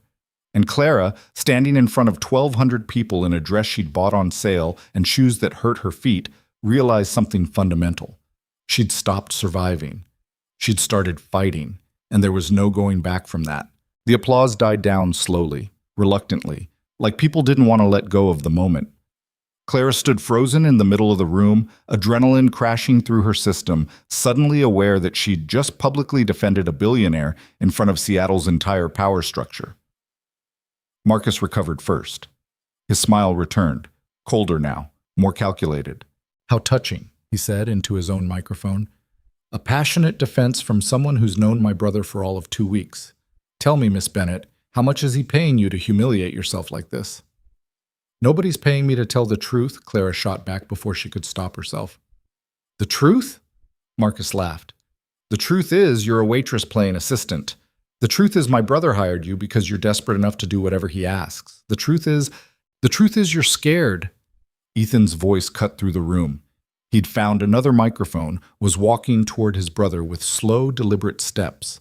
"You're terrified that I might actually succeed despite everything you've done to sabotage me." The crowd shifted, sensing blood in the water. "I haven't sabotaged anything," Marcus said. "I've tried to protect this company from your increasingly erratic behavior. By bribing caterers to cancel, by spreading rumors to the press, by trying to turn the board against me at every opportunity. By doing what's necessary to preserve our family's legacy." "Our family's legacy?" Ethan's voice went quiet, dangerous. "You mean the legacy Elizabeth built? The one you tried to steal when she died? The one you've been systematically dismantling ever since?" Marcus's composure cracked slightly. "Don't you dare bring Elizabeth into this." "Why not? She's the reason you're doing this, isn't she?" Ethan moved closer. "You were always jealous that she chose me, that she saw through your charm to what you really are. And now that she's gone, you think you can take everything she built and claim it as your own. You have no idea what you're talking about. Don't I?" Ethan turned to address the room. "My brother has been positioning himself to take over this company since the day of Elizabeth's funeral. He's made promises, offered deals, bought loyalty from people who should know better. And tomorrow, he'll try to force a vote that removes me as CEO so he can install himself in my place." He paused, letting that sink in. "But here's what Marcus doesn't understand. This company isn't about money or power or family politics. It's about creating something meaningful, about using our resources to actually help people instead of just accumulating wealth. That's what Elizabeth believed. That's what I believe. And if the board votes to remove me tomorrow, I'll accept that decision. But I won't apologize for trying to do the right thing, even when it's inconvenient." The room was silent again. People were watching Marcus, waiting for his response. Marcus's smile had disappeared entirely. "You're a fool, Ethan. A sentimental fool who thinks good intentions are enough to run a multi-billion-dollar company. Maybe, but I'd rather be a fool with integrity than a success without it." Marcus set down his microphone and walked out. Evelyn followed, her heels clicking furiously against the hardwood floor. Several board members exchanged glances, then trailed after them. The remaining guests stood in uncomfortable silence. Then the older woman who'd started the applause earlier approached Ethan. "That took courage," she said quietly. "Elizabeth would be proud." "Thank you, Margaret. The vote tomorrow won't be easy. Marcus has made a lot of promises." "I know, but he showed his hand tonight. Attacked you publicly, tried to humiliate you in front of your guests." Margaret glanced at Clara. "And your assistant reminded everyone what leadership actually looks like. That matters." She walked away, leaving Ethan and Clara standing together in the center of the room. The jazz trio, sensing the need for distraction, started playing again. Conversations resumed, quieter now, more subdued. The gala continued, but the energy had shifted. People weren't just enjoying food anymore. They were thinking, calculating, choosing sides. Clara felt hands shaking. The adrenaline was wearing off, leaving behind exhaustion and the dawning realization of what she'd just done. "I'm sorry," she said quietly. "I shouldn't have—" "Don't." Ethan's voice was firm. "Don't apologize for defending me. Don't apologize for saying what needed to be said. I made it worse. Marcus is going to use that against you, use me against you." "Clara." Ethan turned to face her fully. "You were magnificent." She looked up at him, at those storm-gray eyes that had looked so exhausted 2 weeks ago and now held something else. Something intense and complicated and terrifying. "I need some air," Clara said, breaking eye contact. "I'll be right back." She walked out onto the mansion's terrace before Ethan could respond. The night air was cold against her flushed face. Below, Seattle's light spread out like scattered diamonds, beautiful and distant and completely indifferent to the drama playing out in this historic building. Clara leaned against the railing and tried to slow her racing heart. What had she been thinking, grabbing that microphone? She wasn't qualified to defend Ethan in front of investors and politicians. She was a waitress who'd been playing executive assistant for 2 weeks. Marcus was right. She was in over her head. "You okay?" Clara turned. Patricia had followed her outside, carrying 2 glasses of wine. "I just destroyed my boss's reputation in front of 1,200 people," Clara said. "So, no, not really okay. You defended your boss against a hostile takeover attempt." Patricia handed her one of the wine glasses. "There's a difference." "Is there? Because I'm pretty sure I just gave Marcus exactly the ammunition he needs. Look at the desperate waitress defending her meal ticket. Or you gave the board something to think about." Patricia took a sip of wine. "I've worked in this world for 30 years, Clara. I've seen a lot of corporate coups, a lot of family drama disguised as business strategy. And I've never seen anyone stand up the way you just did. Not for a paycheck, not out of obligation, but because you actually believe in what Ethan's trying to do. That doesn't make me qualified." "No, but it makes you rare." Patricia looked out at the city. "You want to know why Elizabeth loved planning this gala? It wasn't about the party. It was about reminding everyone, including herself, that money is supposed to mean something, that wealth without purpose is just numbers in an account." "Did you know her? Elizabeth?" "We worked together on events for 5 years. She was brilliant, driven, could be absolutely ruthless when she needed to be." Patricia smiled sadly. "But she also cared, really cared, about people, about impact, about leaving the world better than she found it. Ethan's trying to honor that, and you're helping him. Don't apologize for that." They stood in silence for a moment, drinking wine and watching the city breathe. "The board vote is tomorrow at 10 a.m., Patricia said. "Whatever happens, you should be proud of what you built tonight. Even if it all falls apart, especially then, because you tried." Back inside, the gala was winding down. Guests were leaving, thanking Ethan for a memorable evening, some with genuine warmth, others with polite distance. The chefs were packing up their stations, tired but happy, already talking about the contacts they'd made and opportunities that might come from this exposure. Clara found Lynn carefully wrapping leftover ingredients. "Thank you for tonight," Clara said. "Your pho was incredible." Lynn looked up, her weathered face breaking into a smile. "That little boy, Noah. He came back 3 times for more soup. Said it made him feel better." Clara's throat tightened. "It did. I saw him. You did a good thing tonight, bringing us here, giving us this chance." Lynn touched Clara's hand. "Whatever happens with the politics, with the business, remember that. You helped people. That matters more than money." After Lynn left, Clara helped Patricia coordinate the cleanup. By midnight, the venue was empty except for staff breaking down tables and chairs. Clara's feet ached. Her head pounded.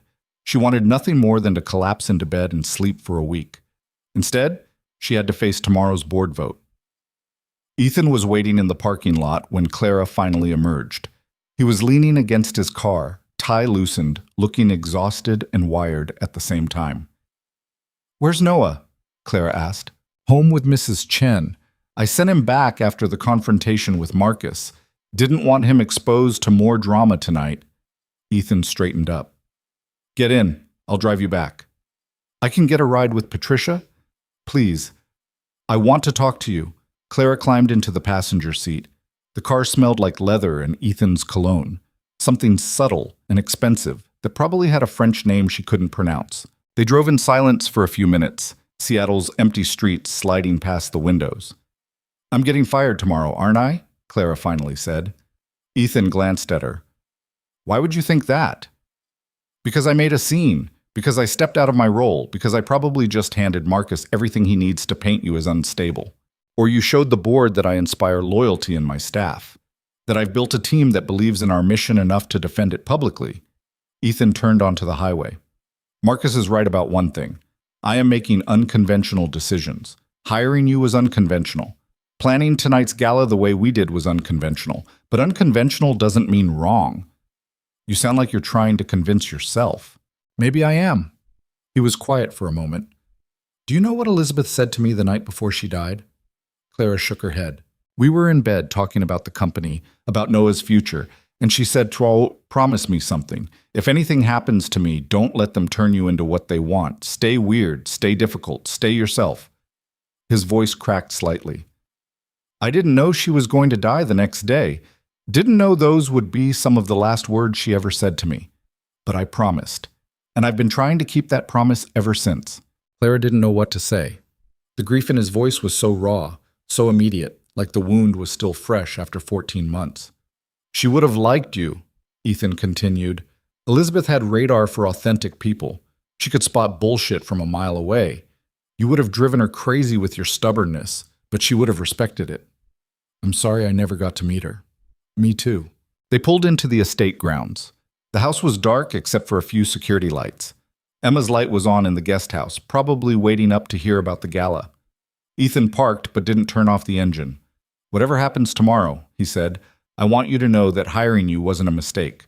Trusting you wasn't a mistake. You've done more in 2 weeks than my entire executive team has done in a year." "That's a low bar," he smiled. "Maybe.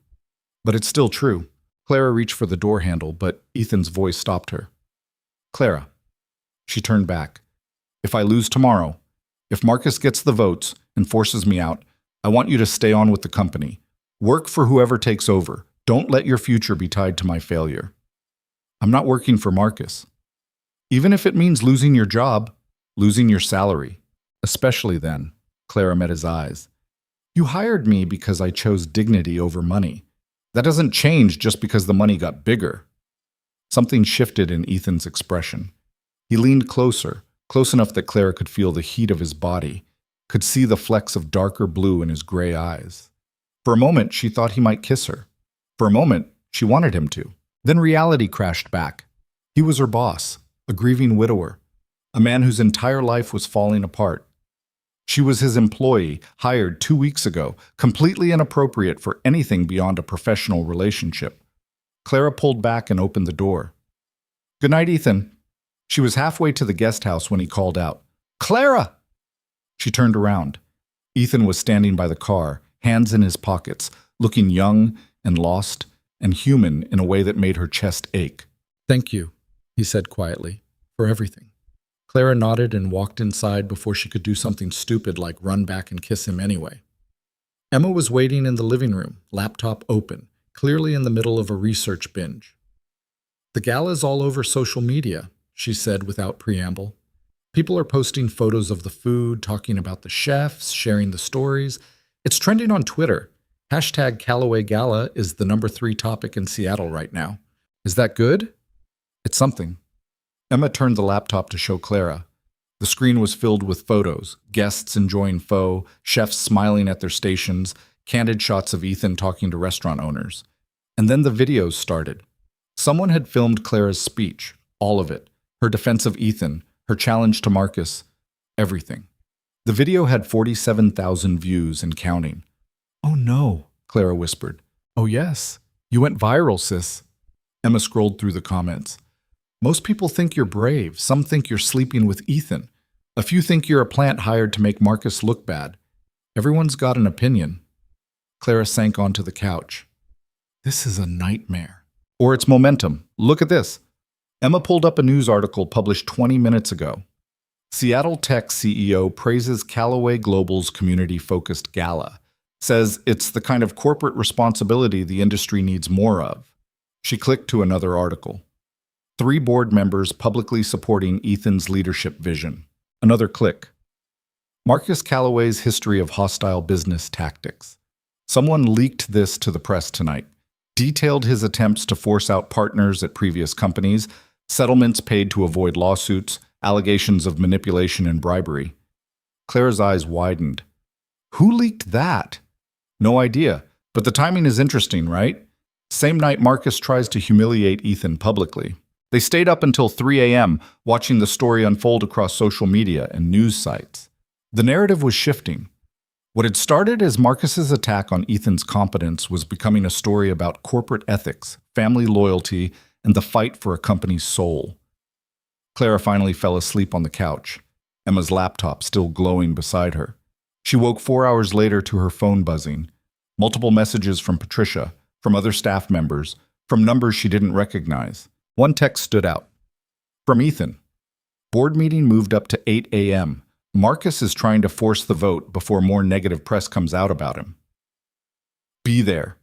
Clara showered in 5 minutes, threw on the same slacks and blouse from her first day, and ran to the main house. The boardroom was already filling up when she arrived.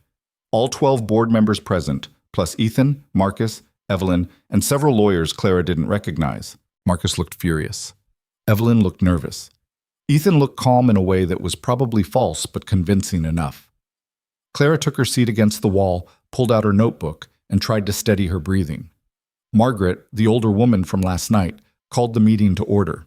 We're here to vote on Marcus Calloway's motion to remove Ethan Calloway as CEO of Calloway Global Holdings, she said formally.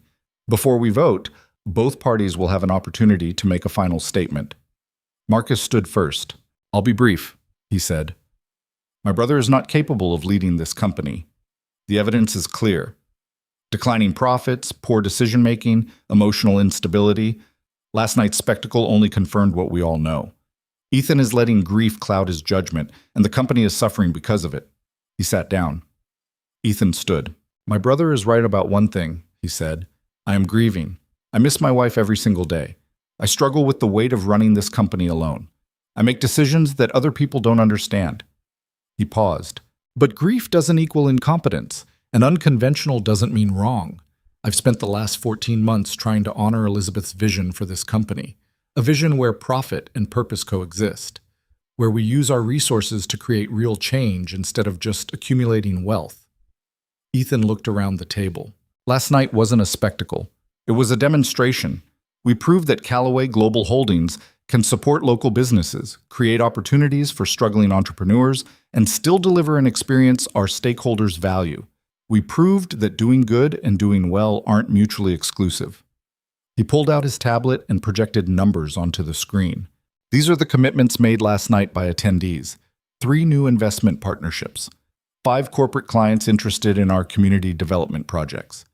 2 major donors pledging support for our charitable initiatives. The total value of these commitments is $87 million. Gasps around the table. That's more than we generated from the last 3 traditional galas combined, Ethan continued. And it came from being authentic, from taking risks, from trusting someone like Clara Bennett, who had the courage to build something meaningful instead of something safe. He looked directly at Marcus. You can vote me out. You can install my brother as CEO, but you'll be choosing short-term stability over long-term vision. You'll be choosing fear over courage, and you'll be betraying everything Elizabeth built. Ethan sat down. Margaret looked around the table. Any questions before we vote? One of the men in identical suits raised his hand. I have one. For Miss Bennett. Clara's stomach dropped. Everyone turned to look at her. You've been working here for 2 weeks, the man said. In that time, you've observed Mr. Calloway's leadership up close.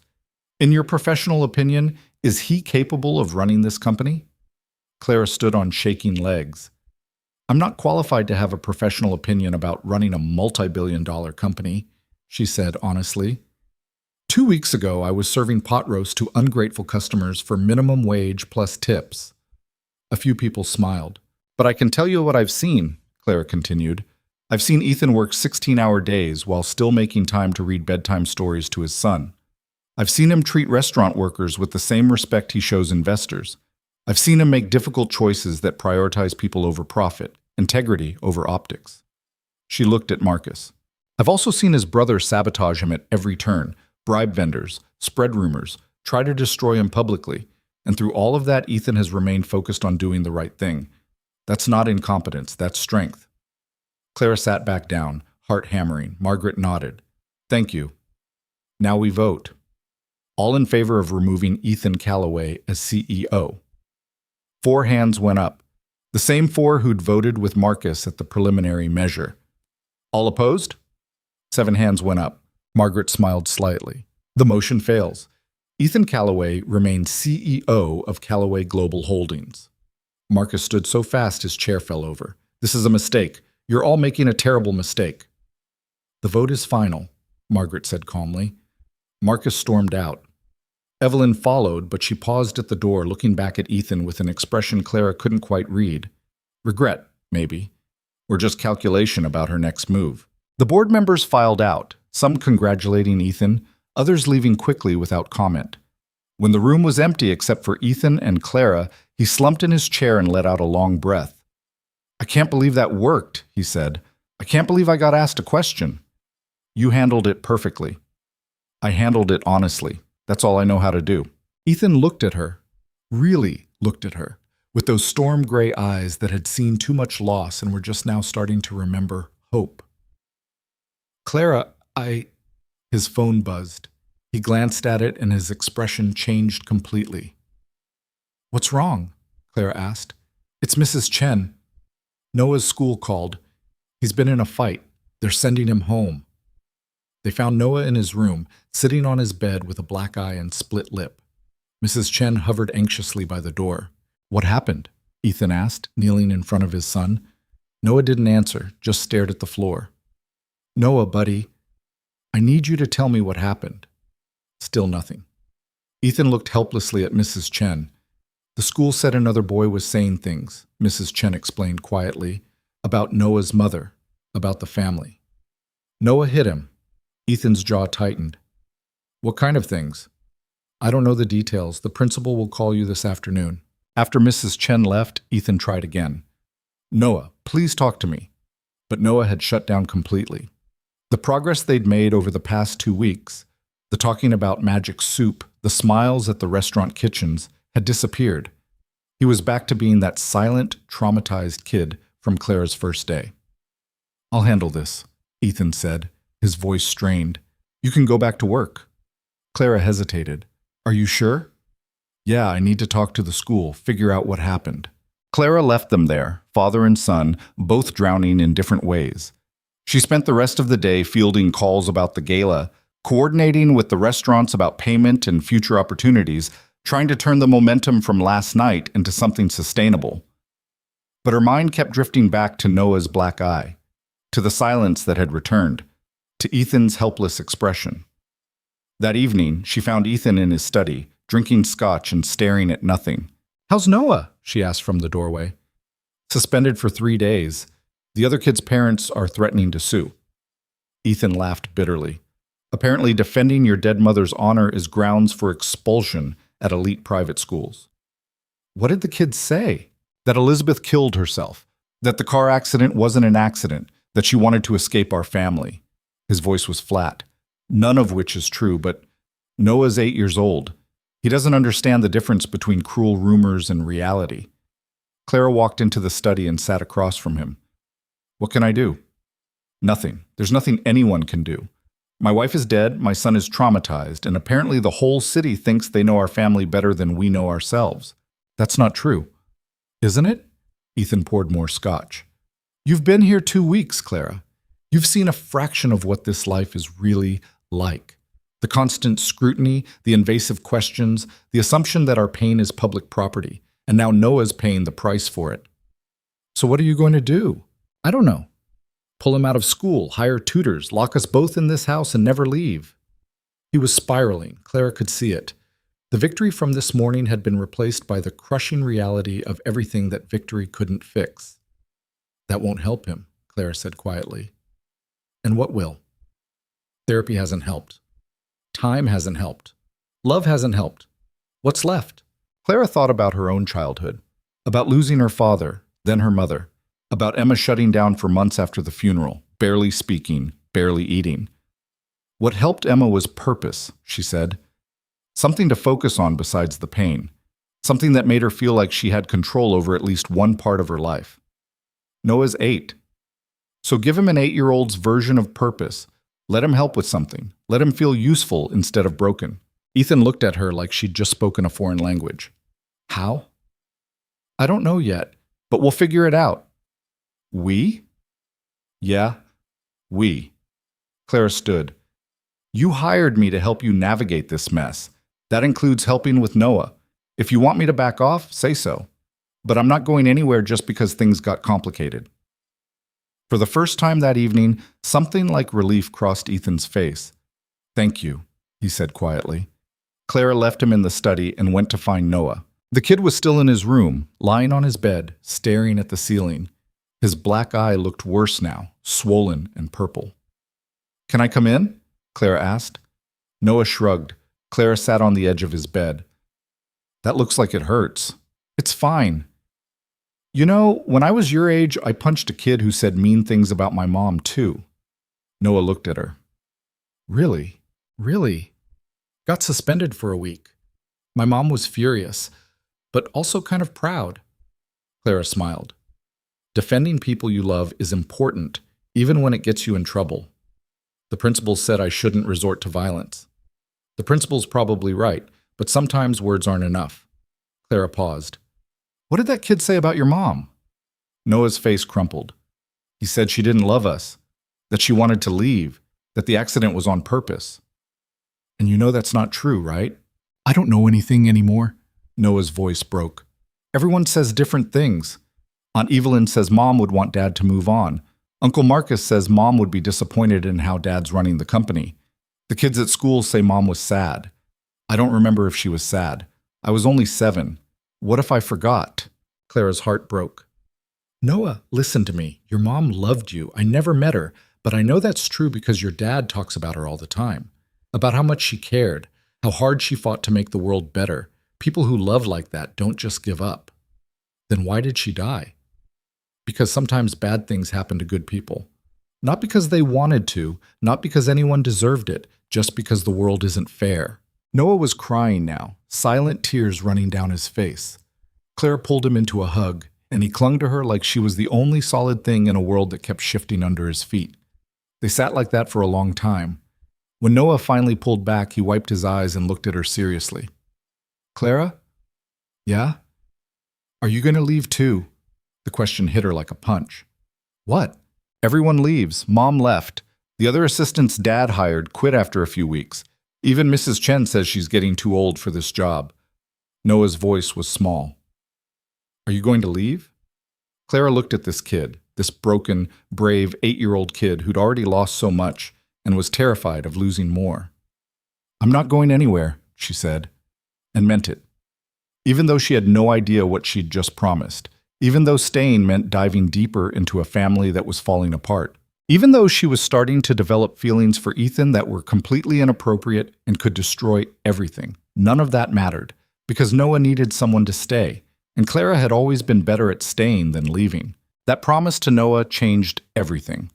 Claire couldn't just show up, do her job, and leave anymore.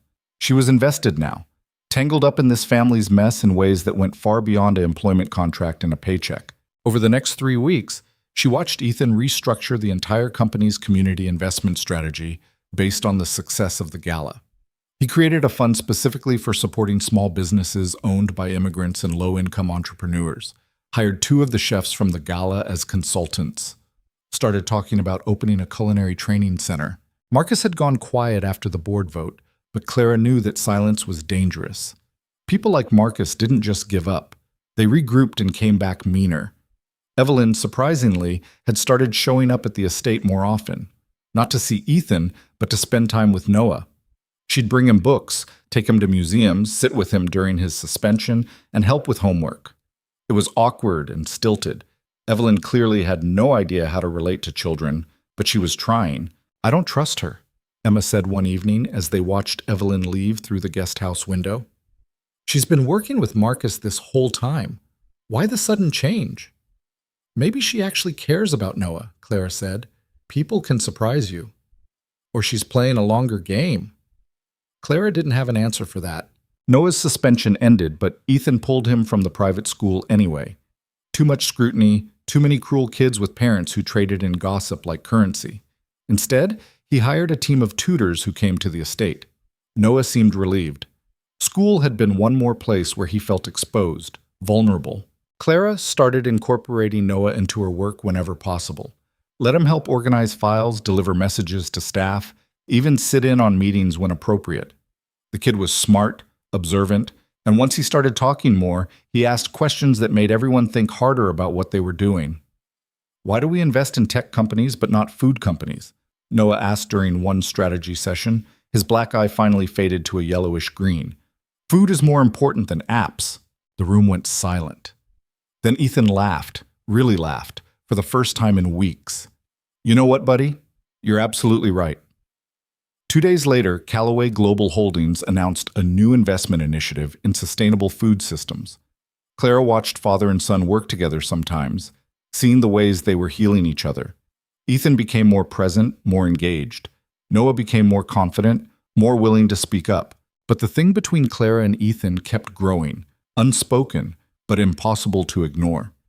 It was in the way he looked at her during meetings, the way his hand would brush hers when passing documents, the late-night conversations in his study that started about work and drifted into personal territory, childhood memories, dreams deferred, fears about the future. Clara knew it was dangerous, knew that crossing that line could destroy everything she'd built here. But knowing something and stopping it were two different things. The moment came on a Thursday night, 6 weeks after the gala. Clara was working late in her office, reviewing proposals for the culinary training center, when Ethan knocked on her door. "You're still here," he said. "So are you. Can't sleep. Keep thinking about the training center location. The building in Georgetown is perfect, but the zoning issues are complicated." "We'll figure it out. We always do." Ethan walked into her office and sat in the chair across from her desk. He looked tired, but good, wearing jeans and a sweater instead of his usual button-down. More human, less CEO. "Clara, I need to tell you something." Her heart kicked into overdrive. "Okay, I'm not good at this, at talking about feelings. Elizabeth always said I processed emotions like I was reviewing a business proposal, analytically, carefully, never taking risks." He paused. "But she also said that when I finally did open up, it was worth the wait." "Ethan, let me finish, please." He leaned forward. "These past 6 weeks have been the hardest and the best since Elizabeth died. Hard because I'm still grieving, still struggling. Best because you and Emma moved into the guest house and suddenly this massive empty estate feels like a home again. Because Noah is talking and laughing and asking questions about food systems. Because I wake up and actually want to face the day, instead of just surviving it." Clara's throat tightened. "And that's because of you," Ethan continued. "Not just the work you do, though that's exceptional, but the way you care, the way you fight, the way you handed back a $1 bill because your dignity was worth more than a tip." "I was just angry. You were magnificent, and you've been magnificent every day since." He stood up, moved closer. "I know this is complicated. I'm your boss, I'm a widower with a traumatized son. I'm still figuring out how to be a single father and run a company and not lose my mind. But I can't keep pretending I don't feel this." Clara stood too, her pulse racing. "Feel what? That I'm falling for you. That I've been since you chased me into the rain and told me to buy some self-respect." His voice was quiet, intense. "And if you don't feel the same way, if this is completely one-sided, tell me now and we'll never speak of it again. But if there's any chance..." Clara kissed him, just stepped forward and kissed him, because words felt inadequate for everything she was feeling. All the fear and longing and absolute certainty that this was either the best decision or the worst mistake of her life. Ethan kissed her back like he'd been waiting for permission. His hands came up to cup her face, gentle and urgent at the same time. Clara's hands found his hair, pulling him closer, and for a moment the whole world narrowed to this. Just the two of them, finally honest about what had been building between them. When they finally broke apart, both breathing hard, Ethan rested his forehead against hers. "I'm still your boss," he said. "I know." "This could get complicated. It's already complicated. Noah comes first, always." "I wouldn't want it any other way." Ethan pulled back to look at her. "I can't promise this will be easy. My family will lose their minds. The media will have a field day, and I'm still a mess, Clara. I'm still grieving. There are days I can barely get out of bed. I'm a mess too. I was a waitress 6 weeks ago.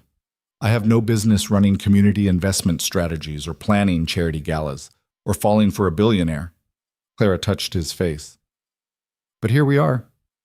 Here we are, he echoed and kissed her again. They kept it quiet for 2 weeks. Not because they were ashamed, but because they needed time to figure out what this was before everyone else weighed in with opinions. Emma figured it out in 3 days. You're sleeping with him, she said over breakfast in the guest house. I'm not sleeping with him. But you're something with him. You have that look. What look? The I'm falling in love and terrified look. I've seen it before, usually right before you make questionable life choices. Clara threw a piece of toast at her. This is not a questionable life choice. He's a billionaire widower with a traumatized kid and a family that wants to destroy him. It's the definition of questionable. Do you want me to end it? Emma was quiet for a moment. No. I've watched you together. I've seen how he looks at you, how you are with Noah. It's real, messy and complicated and probably going to blow up in your face, but real. She grinned. Just don't name your first kid after me. That's too much pressure. We're not anywhere near that conversation. Yet. Noah figured it out next. Kids were observant like that, noticed the small things adults thought they were hiding. He didn't say anything directly, just started drawing pictures. One showed 3 stick figures standing in front of a house, a tall one labeled Dad, a smaller one labeled Me, and a medium one labeled Clara. They were all holding hands. Clara found the drawing on her desk one morning and had to sit down until her eyes stopped burning. That evening, she knocked on Noah's door. Can we talk? Noah looked up from his book. Okay. Clara sat on the edge of his bed. I saw your drawing, the one with the 3 people. Do you like it? I love it, but I want to make sure you're okay with me and your dad spending time together. Noah tilted his head, considering. Are you going to be my new mom? No?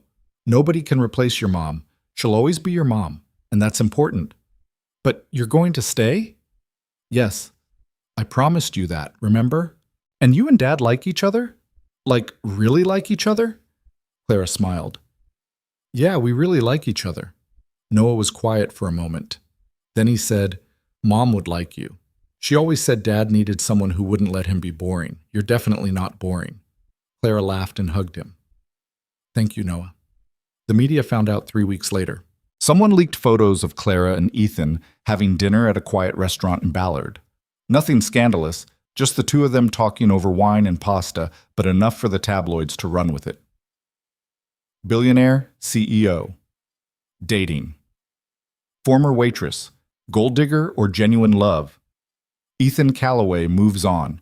New girlfriend.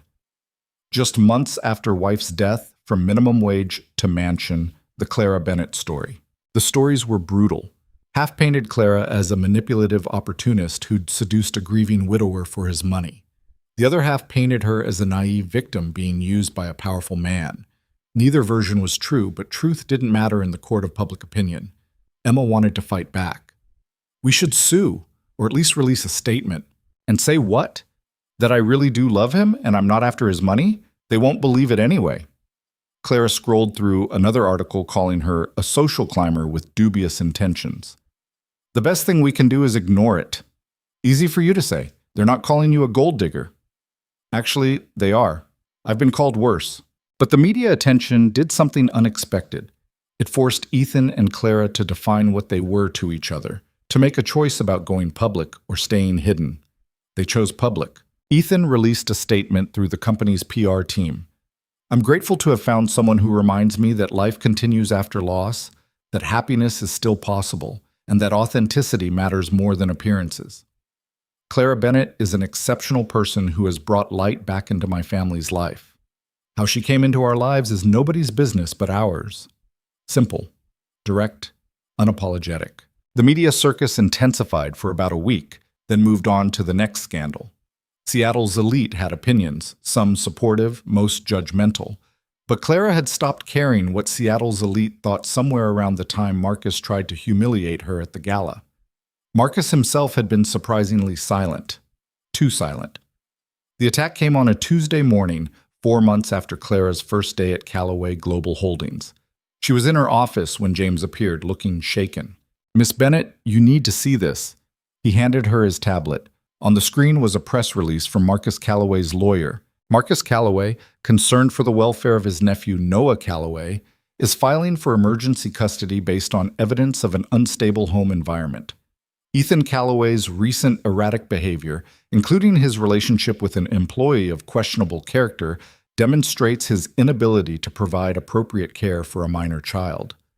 The court date is set for March 15th. Clara felt the blood drain from her face. "He's trying to take Noah." "It appears so." She ran to find Ethan. He was in a meeting with investors, but Clara didn't care. She burst through the door, handed him the tablet, and watched his face go white. "Get out," he said to the investors. "Meeting's over. Get out." They left quickly, sensing danger. Ethan read the statement 3 times, his hands shaking. Then he threw the tablet against the wall, shattering it.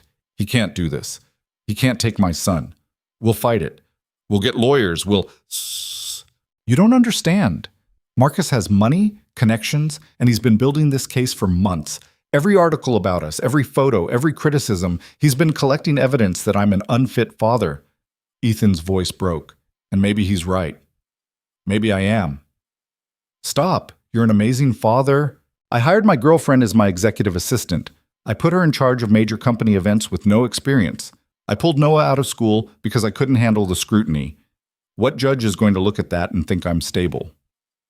Any judge who actually meets Noah and sees how happy he is, how much he's progressed since I started working here, how much he talks now, how engaged he is. That won't be enough. Clara grabbed his shoulders, forced him to look at her. Then we make it enough. We show the court exactly who Marcus is, a manipulative sociopath who's using a child as a weapon. We show them who you are, a father who's doing everything possible to help his son heal. And we show them who Noah is, a kid who deserves to stay with the parent who actually loves him. Ethan pulled her into a hug, holding on like she was the only thing keeping him from falling apart. "I can't lose him, Clara. I can't lose Noah too." "You won't, I promise." Over the next 2 weeks, they assembled their defense. Character witnesses, therapy records showing Noah's progress, evidence of Marcus's previous attempts to manipulate and control. Their lawyers were optimistic but cautious. Family court was unpredictable, especially when one party had unlimited resources. The night before the hearing, Clara found Ethan in Noah's room. The kid was asleep, clutching his stuffed rabbit, completely unaware that tomorrow would decide his future. "You should get some sleep," Clara said quietly. "Can't. Keep thinking about all the ways this could go wrong." "Then think about the ways it could go right." Ethan looked at her. "What if they ask about us? About our relationship? Marcus's lawyer will definitely bring it up, try to paint you as a bad influence. Let them. I'll tell the truth, that I care about you and Noah, that I'm not going anywhere, that our relationship is none of the court's business as long as Noah is safe and happy." You make it sound simple. It is simple. Marcus is trying to complicate it, but at the core it's simple. Who does Noah want to live with? Who makes him feel safe? The answer to both those questions is you. The hearing was held in a courthouse downtown. Clara wasn't allowed in the courtroom. She wasn't family, wasn't a party to the case, so she waited in the hallway with Emma, pacing and trying not to imagine worst-case scenarios. The hearing lasted 3 hours. When the doors finally opened, Ethan walked out with his lawyer, his expression unreadable. Clara stood up. "Well?" Ethan's face cracked into a smile. "We won." The judge dismissed the case, said Marcus provided no credible evidence of an unstable home environment, and that Noah's therapeutic progress speaks for itself. Clara threw her arms around him, relief flooding through her. "Oh, thank God." The judge also issued a restraining order preventing Marcus from filing frivolous custody claims in the future, and she recommended that Noah's therapist continue monitoring his progress to ensure the current arrangement remains beneficial. Which it will. Which it will, Ethan agreed. They walked outside into spring sunshine. Seattle had finally emerged from its winter gray, and the city looked almost hopeful. Marcus was waiting on the courthouse steps. "This isn't over," he said, his voice cold. "Yes, it is." Ethan's voice was calm, final. You lost, Marcus. You tried to take my son. You failed, and now you're done. Stay away from my family. Your family? You mean your girlfriend and your traumatized kid? Marcus laughed bitterly. You're delusional if you think this is going to work. She'll leave. They always leave. And you'll be alone again, just like you deserve. Clara stepped forward before Ethan could respond. You're wrong about one thing, she said. I'm not going anywhere. Not because of money, not because of pressure, not because of anything you do or say. I'm staying because I choose to stay. Because this family is worth fighting for. And because, unlike you, I actually understand what loyalty means. She took Ethan's hand. We're done here. Let's go home. They left Marcus standing on the courthouse steps, defeated and alone. In the car, Ethan's phone rang. It was Mrs. Chen. Noah wanted to know if they'd won. Tell him yes, Ethan said, his voice thick with emotion. Tell him we're coming home and we're celebrating with pizza and ice cream and whatever else he wants. That evening, they ordered pizza from one of the restaurants that had catered the gala. Noah ate 4 slices and talked non-stop about a book he was reading, about a science experiment his tutor had helped him with, about his plans to design a menu for the culinary training center when it opened. Clara watched him, this kid who 6 months ago barely spoke, and felt something settle in her chest. This was what healing looked like. Not perfect, not complete, but happening. After Noah went to bed, Clara and Ethan sat on the patio overlooking the lake, the same spot where they'd talked the night before the gala. I have something for you, Ethan said. He pulled a small box from his pocket. Not a ring box, Clara's heart did a complicated flip at that realization, but something else. Inside was a $1 bill, crumpled and old. The same one she'd handed back to him in the rain 6 months ago. I kept it, Ethan said quietly. Kept it as a reminder that some things are worth more than money. Worth more than power or status or any of the things I thought mattered before I met you. Clara's eyes burned. Ethan, I'm not asking you to marry me, not yet. We're still figuring this out, and I want to do it right. But I am asking you to keep choosing us. Keep choosing this messy, complicated, beautiful life we're building together. That's the easiest question anyone's ever asked me. She kissed him as the sun set over Seattle, turning the lake golden. 6 months later, Callaway Global Holdings opened the Velvet Oak Culinary Academy in the building where Clara had once served pot roast to ungrateful customers. The restaurant was gutted and rebuilt as a state-of-the-art training facility. 20 students per session, all from low-income backgrounds, all given full scholarships and job placement assistance. The instructors were the same chefs who'd catered the gala. Lynn taught Vietnamese cuisine. The Ethiopian restaurant owner taught traditional cooking techniques. Mrs. Kim, who'd left her old restaurant to join the academy, taught Korean fundamentals. The grand opening was covered by every major news outlet in Seattle. Politicians gave speeches. Tech CEOs wrote checks. And Clara stood beside Ethan and Noah, watching their vision become reality. Marcus didn't attend. He'd left Seattle entirely, taking a position at a company in New York, as far from his brother as geography allowed. Evelyn had slowly rebuilt her relationship with Ethan and now served on the Academy's advisory board, her corporate ruthlessness channeled into something productive. During her speech at the opening ceremony, Clara looked out at the crowd and saw faces she recognized. Patricia, who'd helped plan the event. Emma, who just started a paid internship at Callaway Global Holdings. The board members who'd voted to keep Ethan as CEO. And standing in the back, watching with a small smile, was Mrs. Kim. Clara pulled the crumpled $1 bill from her purse. She carried it everywhere now, and held it up. This is where it started, she said, with an insult that felt like the end of the world. I was broke, desperate, about to lose everything. And then this man in a worn-out coat left me this dollar and walked away into the rain. She looked at Ethan. I gave it back because my dignity was worth more than money. And he hired me because I proved that some things can't be bought. Integrity, courage, the willingness to fight for what's right even when it costs you everything. Clara turned back to the audience. This academy exists because we believe those same things. That talent isn't about pedigree.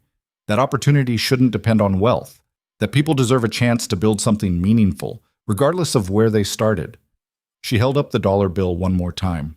This dollar was never an insult. It was a test.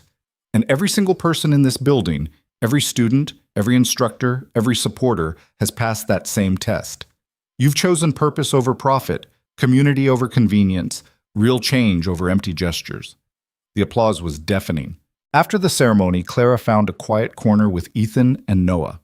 The kid had grown 3 inches in the past year, was starting to look less like a traumatized child and more like a confident young person with opinions and dreams. "Mom would like this place," Noah said, looking around the bustling academy. "She always wanted to help people." "She did," Ethan agreed, "and now we're doing it for her. For her and for us," Clara added. "Because helping people isn't just about them. It's about who we become in the process." Noah hugged her, just wrapped his arms around her waist and held on. Clara hugged him back, this kid who'd asked her not to leave and whom she'd promised to stay for. That evening, back at the estate, Emma cornered Clara in the guest house. "So when's he going to propose?" "Who says he's going to propose? Please, I've seen the way he looks at you. I've heard him on the phone with jewelers. Don't act surprised when it happens." Clara threw a pillow at her. "Maybe I like being surprised." "You're going to say yes, right?" "Of course I'm going to say yes, but don't tell him I said that." Emma grinned. "Your secret's safe with me." 2 months later, Ethan proposed on the patio overlooking the lake, the same spot where they'd had so many important conversations. No big production, no elaborate setup, just the two of them and a ring that had belonged to his grandmother. Not Elizabeth's ring, Claire had made that clear, but a different piece of family history that felt like a bridge between past and future. "Marry me," Ethan said. "Not because I need someone to help run the company or take care of Noah, though you do both brilliantly, but because I can't imagine my life without you in it, because you make me want to be better, because you handed back a dollar bill and changed everything." Clara said yes before he could finish the speech. They married 6 months later in a small ceremony at the estate, just family and close friends. Noah was the ring bearer, Emma was the maid of honor, and Mrs. Kim catered with help from the academy students. During the reception, Clara stood with Ethan watching people dance and laugh and celebrate. This life that had seemed impossible a year ago was now just life. Complicated and beautiful and occasionally messy, but real. "No regrets?" Ethan asked. "About what?" "Running into the rain. Giving back that dollar. Taking a chance on a complete stranger." Clara thought about it. About the girl she'd been. Broke, desperate, drowning in debt and fear. About the moment she'd chosen dignity over money, self-respect over survival. "My only regret," she said, "is that I didn't throw the dollar harder." Ethan laughed and kissed her, and Clara realized something she'd been too busy surviving to notice before. Happiness wasn't about having money or status or perfect circumstances. It was about the choices you made when everything fell apart, about who you chose to be when the world told you to settle for less. She'd been a waitress who refused to accept an insulting tip. Now she was a woman who'd helped build an academy, saved a family, and found love in the most unexpected place. But really, she was still the same person. Just someone who'd finally stopped measuring her worth by other people's standards. The crumpled $1 bill sat framed on Clara's desk at Callaway Global Holdings, a reminder of the night her life changed. People who visited her office always asked about it. She told them different versions of the story depending on her mood. Sometimes funny, sometimes serious, always true.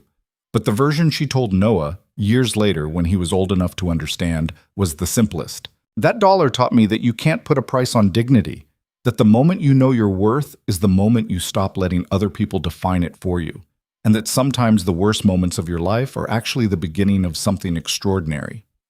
Noah, 15 now, and helping run the Academy's youth program, looked at the framed dollar and smiled. "So basically, that guy in the restaurant was a jerk but accidentally did you a favor?" Clara laughed. "That guy in the restaurant is your father. And yes, he was testing me. But I don't think either of us expected the test to last a lifetime." "Good thing you passed then." "Yeah, good thing. Because in the end, that's what Clara learned from a crumpled dollar bill and a man in a worn-out coat standing in the rain. Life isn't about the hand you're dealt. It's about how you play it. And sometimes the bravest thing you can do is walk away from money you desperately need because losing yourself costs more than losing everything else." Clara had walked away that night and walked straight into a future she never could have imagined, but one she'd earned by refusing to settle for anything less than she deserved.